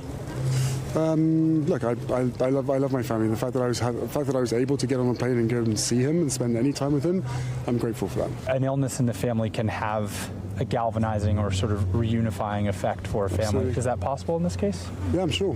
Throughout all these families, I see it on a day-to-day basis. The strength of the family unit coming together. He also said that he loves his family, but then he said that he had his own family in America. So which family does he love? The late Queen's last few years of life were marred with accusations of racism, which Harry later backtracked on, claiming that they hadn't actually used the word, so inadvertently admitting to gaslighting us all. But the Sussex's stock is falling in the States, and the only thing that makes them interesting is their proximity to the royal family. And now the king is ill, Harry has even offered to muck in and take on official duties to help his father. Look, I want to see reconciliation and love and joy, but I'm afraid Meghan has yet to even speak to her father as far as we know, and Harry didn't apparently even reach out to his brother. Whilst his dad might fall for it, I doubt William will be as soft. Good luck with that, Harry. I think the most exciting bit for me is talking to people. People who I think are ignored often by the major news channels. We're going to give news they want to hear. There's a voice there that needs to be heard. I think there's a chance here for a diversity of opinion to be expressed, which you don't find elsewhere. It's really exciting. We don't hold back. We're free to say how decisions that are taken here affect us all around the country. Only on GB News, the People's Channel, Britain's news channel. I'm Michelle Dewberry, and I'm not here to tell you what to think. I'd much rather hear what you have to say. So send in your opinions to gbviews@gbnews.com. Keep them clean, and you never know, I might read them out. With my panel here on Jubes and Co, we debate, we get stuck into the issues of the day on a show where all views are welcome, especially yours. GB News, the People's Channel, Britain's news channel.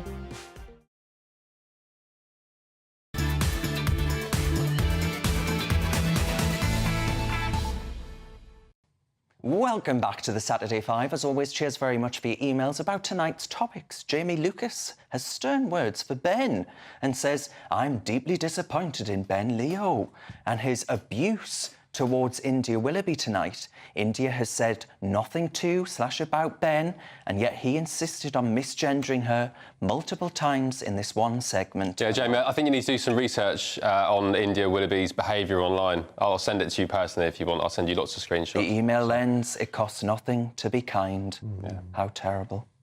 Trevor says, I'm a pensioner. I would go to Rwanda tomorrow, as they would look after me a lot better than here. Well, don't say that, because you've made him a very happy man. Right, forget Anthony Joshua against Tyson Fury. The time has come for the heavyweight debate everyone wants to see. I've been putting on the pounds. It's going to be me against Albie on the topic of Meghan Markle, who says people have forgotten our humanity in certain parts of the media and digital sphere. Have we really? It's time to go one-to-one, and then the other three can decide who got the better of things. First of all, though, we're going to have a listen to Moaning Meg herself. The bulk of the bullying and abuse that I was experiencing in social media and online was when I was pregnant with Archie and with Lily and with a newborn with each of them.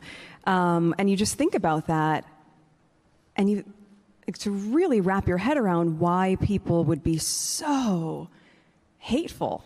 It's not catty, it's cruel. Right, Albie, I know I'm going to win this one hands down, so I'm going to let you kick her off. Win this one hands down.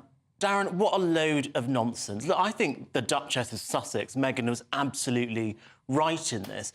People have completely lost their minds with the discourse online. You should listen to some of the things that I get called just for having a point of view, being the temerity to come on television, being told to leave the country, they're not really British, being called the F word because I'm gay. People online, it's become an absolute sewer. And I think the trolls that go after people like Meghan Markle, the trolls that go after people like you, Darren, online, the trolls that go after female MPs on both sides of the House have lost their humanity. They've completely forgotten that there are actually real people on the other side of the screen, and real people have real feelings. And I think it's absolutely right to say that those trolls online that cause so much nuisance have lost their humanity. They wouldn't do it in real life. Well, look, what I would say to that is I think actually it's enabled cowardice in the sense of someone sat behind a keyboard in their mother's basement thinks that actually they feel emboldened to be able to send someone a string of abuse. But that's not changed, right? Throughout humanity, we have been awful to each other. It's part of life. Some people in life are awful. That's just the way things go. But I tell you who else is awful. Meghan Markle. Oh, here we go. During the last few days of the Queen's life, the last few years of the Queen's life, and of course the late Duke of Edinburgh, Prince Philip, actually she made their lives hell. So she cannot lecture us about a lack of humanity. What's that got to do with her getting abused when she was pregnant and a new mum? You've got to take it's into irrelevant. Account. No, it's not. So you're saying because she did things wrong, in your opinion, she deserves the abuse she got when she was pregnant and a new mother. I'm saying that she is not someone that I want to listen to on having a lack of humanity when she, in the twilight years of sick elderly people's lives, she decided that actually she was more important. And that, in your opinion, means she deserves all the abuse and hatred. Did I once say that? Well, that's what a ridiculous thing to say. That's your inference. That's you being a child. You're not answering the question. So yes, because you're asking a very stupid well, answer question. it then. Just clear it up for us. No, is that what you think? She does not deserve abuse, but does she warrant it? Does she bring it about because of the fact that she has been completely beastly in the past and a self-centred narcissist? Absolutely. Warrant it, bring it about, deserve. Don't they all mean the same thing? You have a right in any free and democratic society to actually criticise someone who has a public platform and what actually has taken the mickey out of your own nation. I think that's absolutely fine. Have we lost our humanity for taking the mick out of someone who has taken the mick out of our entire country, who still swans about with a royal title? She even updated her royal crest to enable people around the world to assume that she is still tied to the royal family. The way that she can market herself off of that. She is a vile hypocrite, and she is someone that I would not listen to about humanity losing its dignity. Right, well, Darren, she has no dignity. To me. You've been talking for a while, so please do just, put a sock in it for a bit, OK?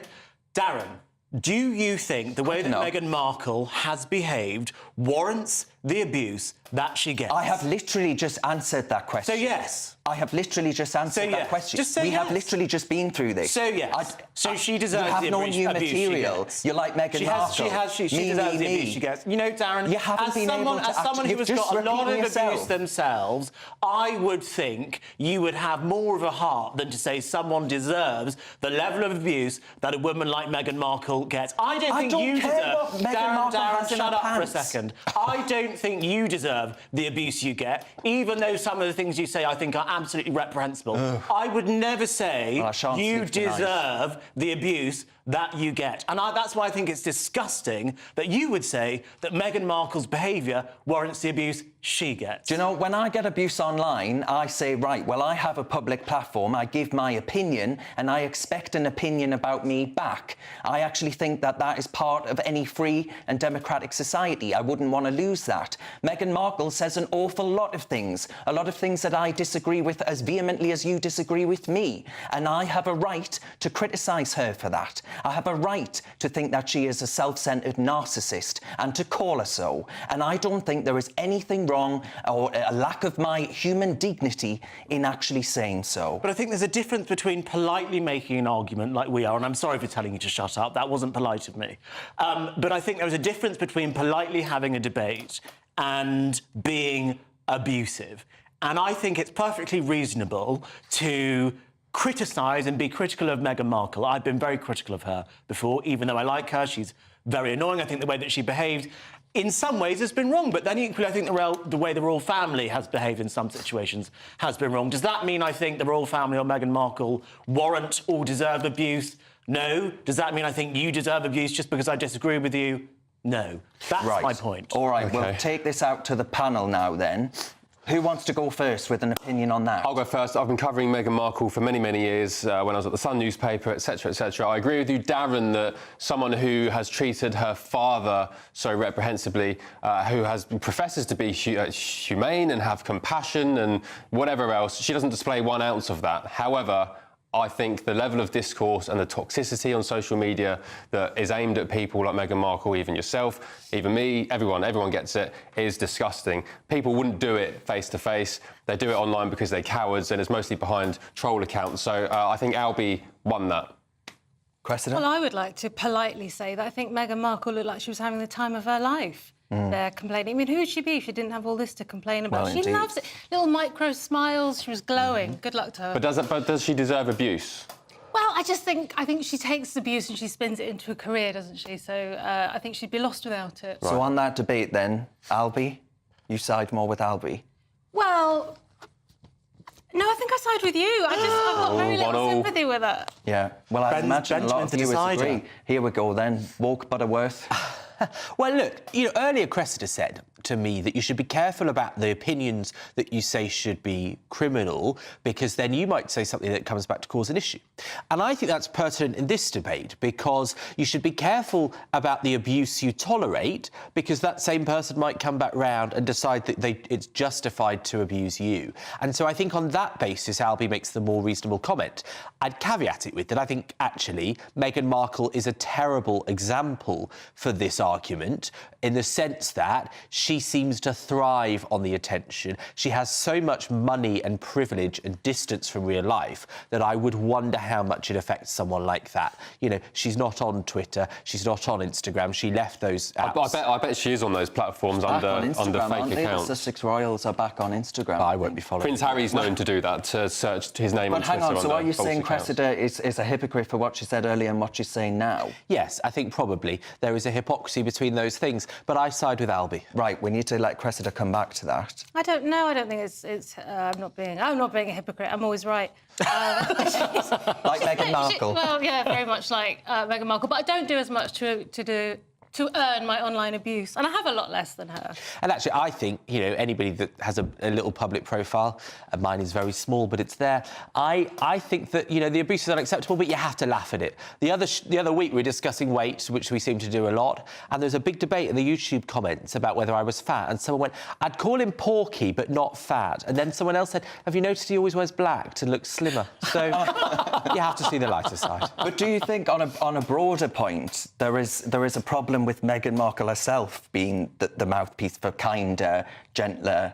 well, she's a big fat hypocrite. Absolutely. She's a flaming hypocrite. As I said... so you do diverge from Albie in a certain respect, then? Yeah, but that doesn't deserve the toxic abuse that she's had. She's a massive hypocrite. She doesn't know a thing about compassion or humanity. If she did, she'd call her dying father and say, look, I forgive you, Dad, let's patch things up. And well, never mind her dad. What about Her Majesty, our late Queen and the... Well, I could sit here all night and prove what a lying, narcissist, hypocrite Meghan Markle is. However, I don't think it deserves toxic online abuse. I had an interesting debate with Amy Nicole-Turner on this channel yesterday, and following that, Amy, received the most disgusting online abuse, and I don't think anyone deserves it. And if being part on the other side of that abuse is because I'm on someone's team or I'm, part of their tribal camp, I don't want to be part of your tribe. I never asked to be part of it anyway, and I don't want to be part of any toxic discourse. This is polluting our politics as well, because there are people that most of the time are really quite ordinary. They're not from exceptional backgrounds,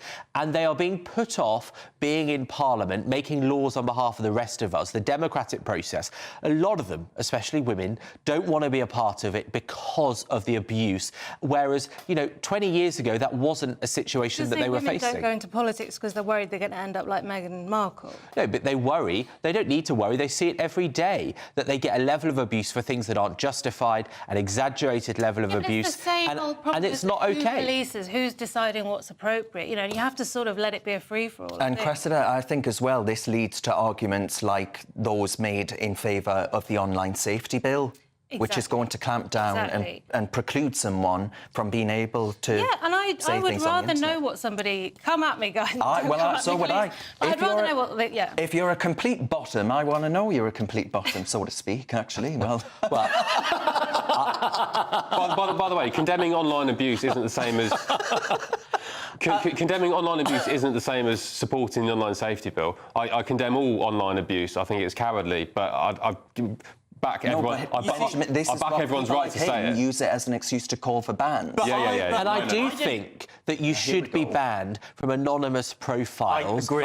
I don't think that should routinely be allowed, because there's the same reason we all know that the way that people behave on Twitter, X, whatever you want to call it, is just not what they do in the pub. Because in the pub, they know where you live. I think if Twitter had that, you wouldn't get the abuse. All right. Well, if you were in a pub, I imagine a few of our viewers would come up and give you a piece of their mind. Can I just very quickly say, people are always really nice, GB News viewers. Well, that's quite remarkable. Right, everyone, who do we think got the better of that at home? Email in gbviews@gbnews.com. Still ahead in Bunch of Five, we're going to be discussing pro-Palestine activists attacking a painting at the University of Cambridge, and the outdoor clothing retailer The North Face seems to be going even more woke. Next up, though, it's Two Truths, One Lie. Benjamin, Cressida and Ben have all spotted good stories this week. But who are the truth tellers and who is telling fibs? You're with the Saturday 5 live on GB News.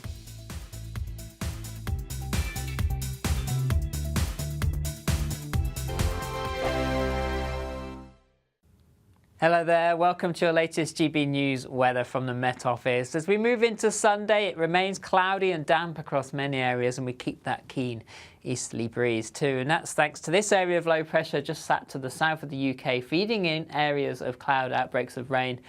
The tight isobars indicating that brisk easterly wind there too. For the rest of Saturday into the early hours of Sunday, it remains cloudy, further outbreaks of rain, which could be heavy at times across parts of England and Wales, and then pushes northwards as we move through towards the end of the night. Temperatures generally staying above freezing for the vast majority of us due to the cloud and the outbreaks of rain. So for most, it's a cloudy, damp start to Sunday morning. There could be a few glimmers of sunshine across central southern parts of England later on into parts of Wales, but for most of us it will be cloudy, further outbreaks of rain at times, and notice the wind still coming in off the North Sea, so eastern coast particularly chilly for the time of year. Best of the temperatures towards the west and southwest, reaching double figures in any brighter spells. Into Monday, another cloudy day. The wind still driving in outbreaks of rain and low cloud from the North Sea. The best of any brighter spells will be across western areas, but even here it will remain on the cloudy side, and it remains cloudy right through much of the week. Largely dry, though there will be some light rain, and the winds will generally start to ease too. 2024, a battleground year. The year the nation decides. As the parties gear up their campaigns for the next general election. Who will be left standing when the British people make one of the biggest decisions of their lives? Who will rise? And who will fall? Let's find out together. For every moment, the highs, the lows, the twists and turns. We'll be with you for every step of this journey. In 2024, GB News is Britain's election channel. GB News is the home of free speech. We were created to champion it, and we deliver it day in, day out. Free speech allows us all to explore and debate openly the issues most important to us, our families, and of course, the British people. Having challenging conversations to enlighten each other. Which is why we hear all sides of the argument. We are the People's Channel. We will always stand by the freedom to express yourself. On TV, radio and online. This is GB News, Britain's news channel.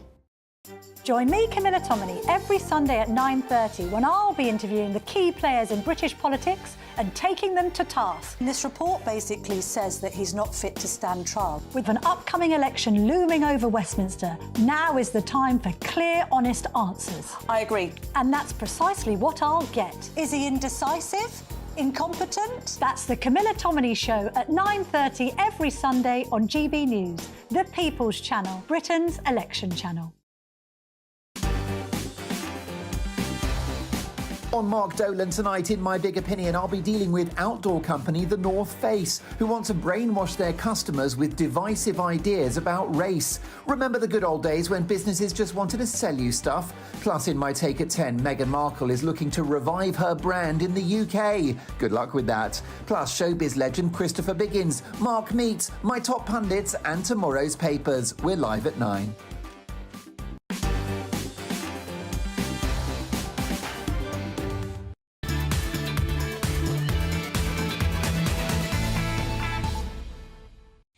Welcome back to the Saturday 5. I'm loving all of your emails as ever, except for this one maybe. Anne says, well done, Albie. And pet Specsavers, I'm telling you. Supporting Meghan Markle. GB News are obsessed with her. Well, these next ones are more like it. Morris says, Albie, out of order, impolite.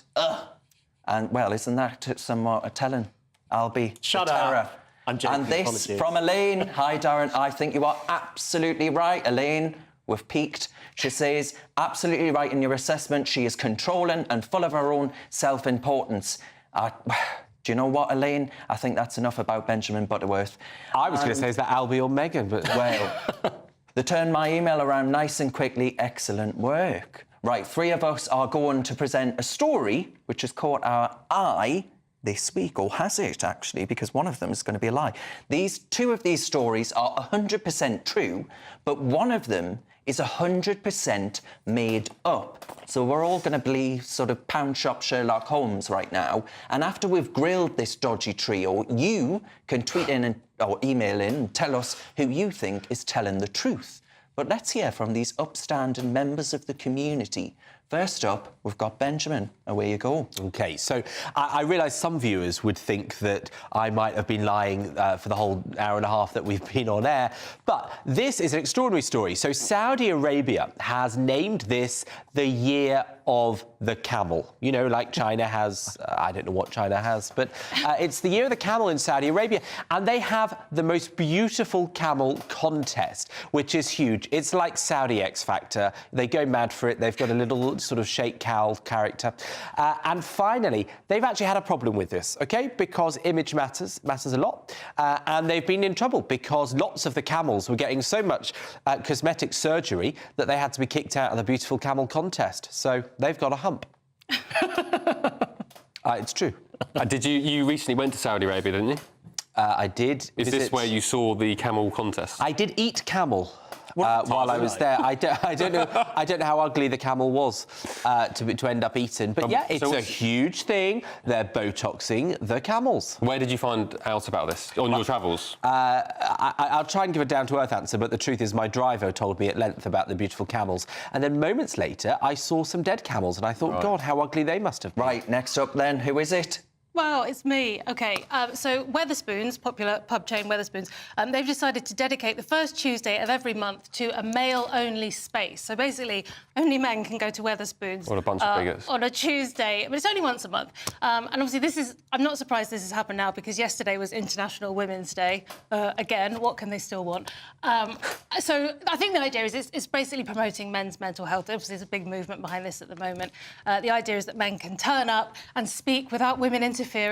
And I think it's kind of a response to Kelly J. Keene's Let Women Speak movement, you know. So, yeah, that's what they're doing at Wetherspoons. Yeah, highlighting the need for men-only spaces. Actually, Wetherspoons is a very vital resource for particularly older gentlemen who are maybe lonely. They gather and they you know, share drinks together and To be friendship. honest, when I heard it, I thought, do they need to tell women not to go? I don't think there's many members on a Tuesday in Wetherspoons, but there you go. That's All right. Last but not least. OK, right, so scientists have discovered humpback whales, male humpback whales, mating with each other for the first time, so they're gay. Actually, it's the first time scientists have ever seen any humpback whales mating at all, whether that's male or female. So gay humpback whales are the first ever to have sex with each other. It was the 30-minute romp off a island in Hawaii, and it happened in 2022, but it's only been announced now in a journal called the Marine Mammal Science Journal. And actually, mating between humpback whales has been so rare, and it's actually never happened. And even sightings of humpback whales, let's call it their member, which can measure up to 10 foot long each. They are particularly rare sightings as well. So, yeah, that's it. Humpback whales have been discovered getting jiggy with it for the first time, and it happens to be 2 males. And it says popular among bottlenose dolphins. Sorry, yeah, so the gay mating is popular amongst bottlenose dolphins, yes. Gosh, been having a whale of a time. Humpback whales humping? Yes. Right, OK. So who has a question for one of these 3 miscreants, then? I've got a question for Benjamin Butterworth, I think. So, how many camels were involved in this competition? Thousands of camels. I mean, look, if you're in Saudi, you've got a camel, right? How else, you know, obviously. And this is why it's such a big deal to have the most beautiful camels, because it's like we have crufts, they have camelofts. This sounds more like the Bath and West Showground to me. This is livestock, isn't it? It's not crufts. Surely camels can't be as beautiful as toy poodles. It says camels have been banned for having cosmetic surgery. So Botox, we're talking lip fillers. You know, this is the kind of thing that camels are into at the moment. I think you're lying.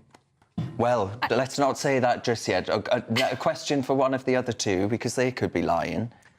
No, well, I'm actually yours is most believable, to be honest. But where did Cressida's. Where did you hear about this, Cressida?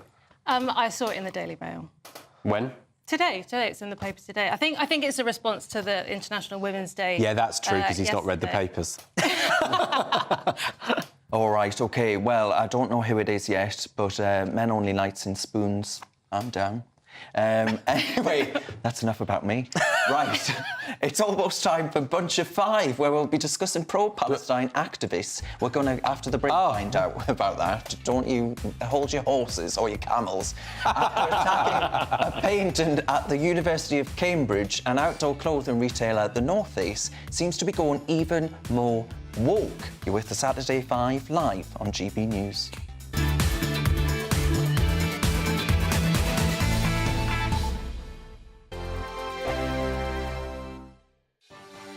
Martin Daubney, weekdays from 3 p.m. President versus the Prince. Wow, what a story, Jenny. And this basically could mean Donald Trump rummaging around in these allegations in Spare about Prince Harry's drug taking, and it may affect his future residency plans. And of course, lest we forget, Meghan was very outspoken of her disdain for Trump when he was voted in. Jenny, this story really gets the juices flowing. Yes. Well, Donald Trump, I think most people would accept, is probably quite a vindictive man. And he is a law unto himself. And he's made it very clear that he regards Harry and Meghan as being completely on their own if he becomes president. Thus far, they've been somewhat, I suppose, protected by the Biden administration. There is a group, a conservative group, who are trying to force the publication of the application that Harry filled in for his visa when he moved to America. And you know, the rules and laws on drug taking are quite intense over there. And the question is, did Harry say, as he did in his book Spare, that he had taken quite a considerable number of drugs. Did he say that on his visa application? But Trump has made a lot of quite unpleasant noises saying that he'll be on his own and it could threaten his residency in the United States. California, the public enemy number one of Donald Trump, actually make the Sussexers more popular. Yeah, that's a very good point, Martin. I think so. You know, they would be seen as victims of Trump, and their liberal credentials would be feted and celebrated, as they are already, I suppose, in California. So they could become new heroes and heroine of modern-day politics. So we will have to wait and see. But Trump has definitely got it in for. Big news, big debates, big opinion. Patrick Christie's Tonight is the week's biggest show. Every weekday, 9 to 11 p.m, we've got the inside track on the day's top stories. There'll be sharp takes you won't get anywhere else. We will set the news agenda, not just follow it, and I want to bring you along for the ride. Whatever it is, we'll have our finger on the pulse. It's news, but it's this close to entertainment. Patrick Christie's Tonight, 9 to 11 p.m, only on GB News, the People's Channel, Britain's news channel. I'm Christopher Hope. And I'm Gloria DiPiero, bringing you PMQs live here on GB News. Every Wednesday, we'll bring you live coverage of Prime Minister's questions when Rishi Sunak and Sir Keir Starmer go head-to-head in the House of Commons. We'll be asking our viewers and listeners to submit the questions that they would like to put to the Prime Minister, and we'll put that to our panel of top politicians in our Westminster studio. That's PMQs live here on GB News, Britain's election channel.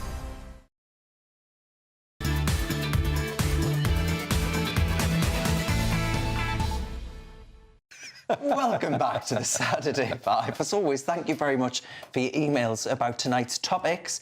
Who's the liar? Mike's emailed in after watching Two Truths, One Lie, and he says, camels, true. Benjamin had the camels. Wetherspoons, lie. That was Cressida. She likes the spoons.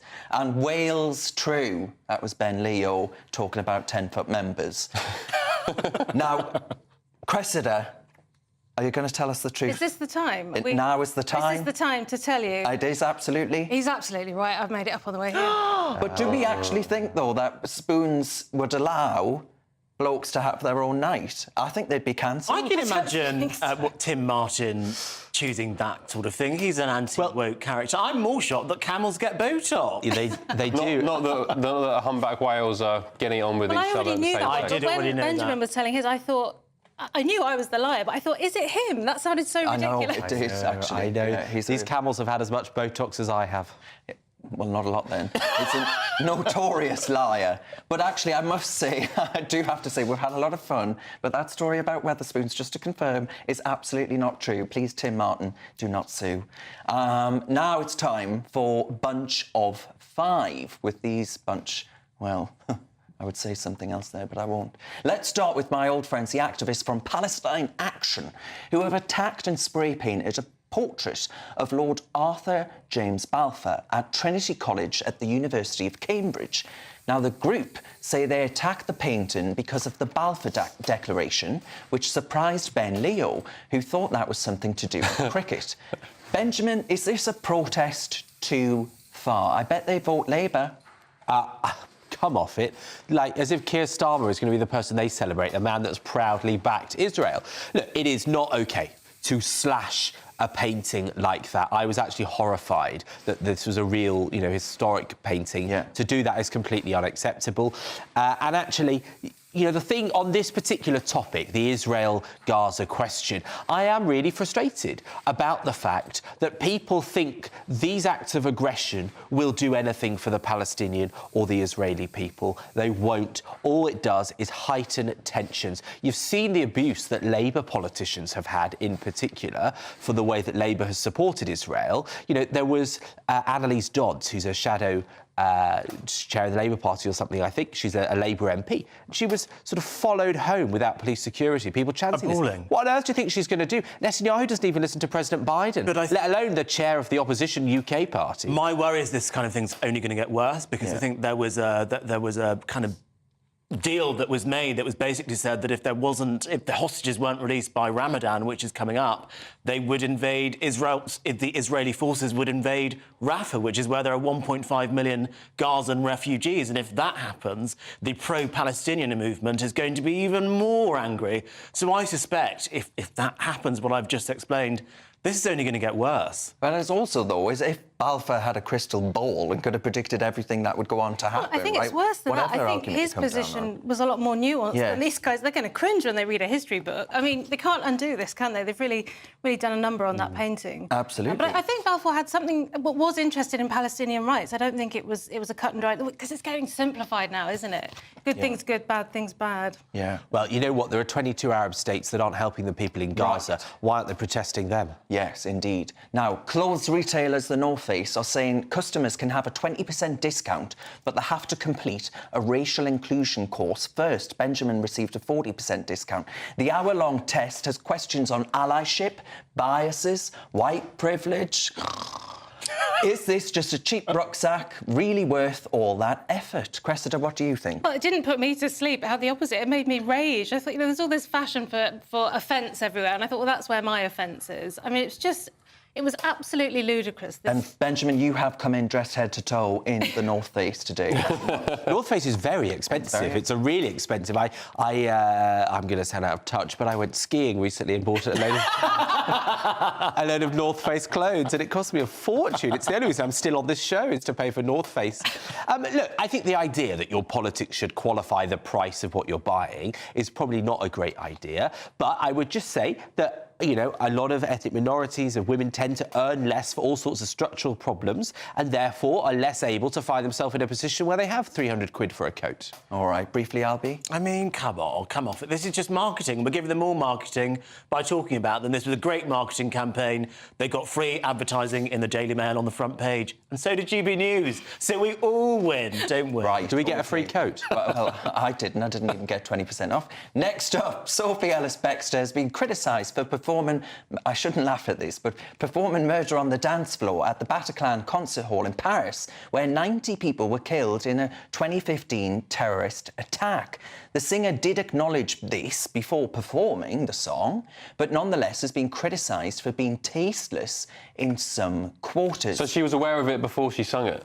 Well, she did a little speech to sort of... What did she say? She tried to crowbar some space in between her and her song and say, I know a load of people died here, but that's not what this is about. Let's have some fun. And then she did the song. It was brilliant. It was like Ricky Gervais couldn't have written it. It was so funny. It's Partridge-esque, isn't it? It's stunning. Yeah, and it's great because you feel so much better about the stupid things you do in your own life. It's like, at least I didn't do that. But do you know what? They did invite Sophie Ellis-Bextor to go there. I mean, what other hit was she going to sing? That's obviously the song.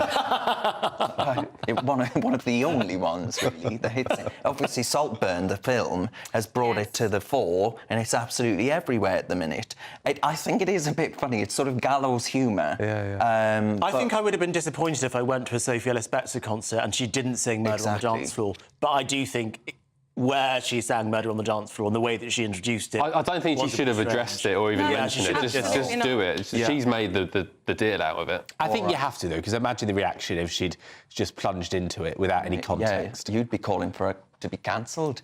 Staff members at Pets at Home have been told that having no children is an example of diversity, of a privilege. To be fair, it was just the one commentator who said during a webinar, "My privilege is that I'm a white, straight, non-disabled, childless, married, economically stable homeowner living in a developed country." God, what a pig. But the comment attracted criticism nonetheless. Well... hang on a minute, what's he saying? I don't get it. That because he's a white, straight, heterosexual... I don't want to list all that again. Married... Basically you. Because he's you, he's privileged. But childless. It's a privilege not to have kids? Yes, apparently. Oh, it's just perspective, isn't it? Some people enjoy having kids, some people don't. I don't know what he's on about. But we need to encourage more people to have children, in my opinion. We do. The birth rate's absolutely plummeting. I think everyone, if they can, should have kids and should be encouraged. But if you don't want kids, fine. I mean, what's the problem? You know, I'm going to be honest with you, a homosexual.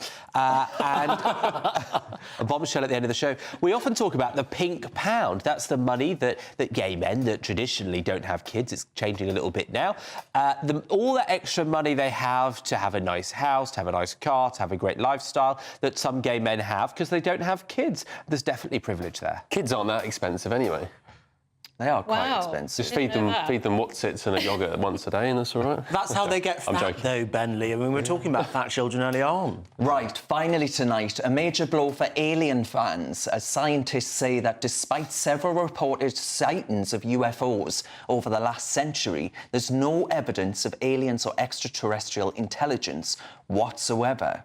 We are alone in this galaxy, folks, and hopes that there might be a species somewhere who agree with Benjamin Butterworth have been dashed.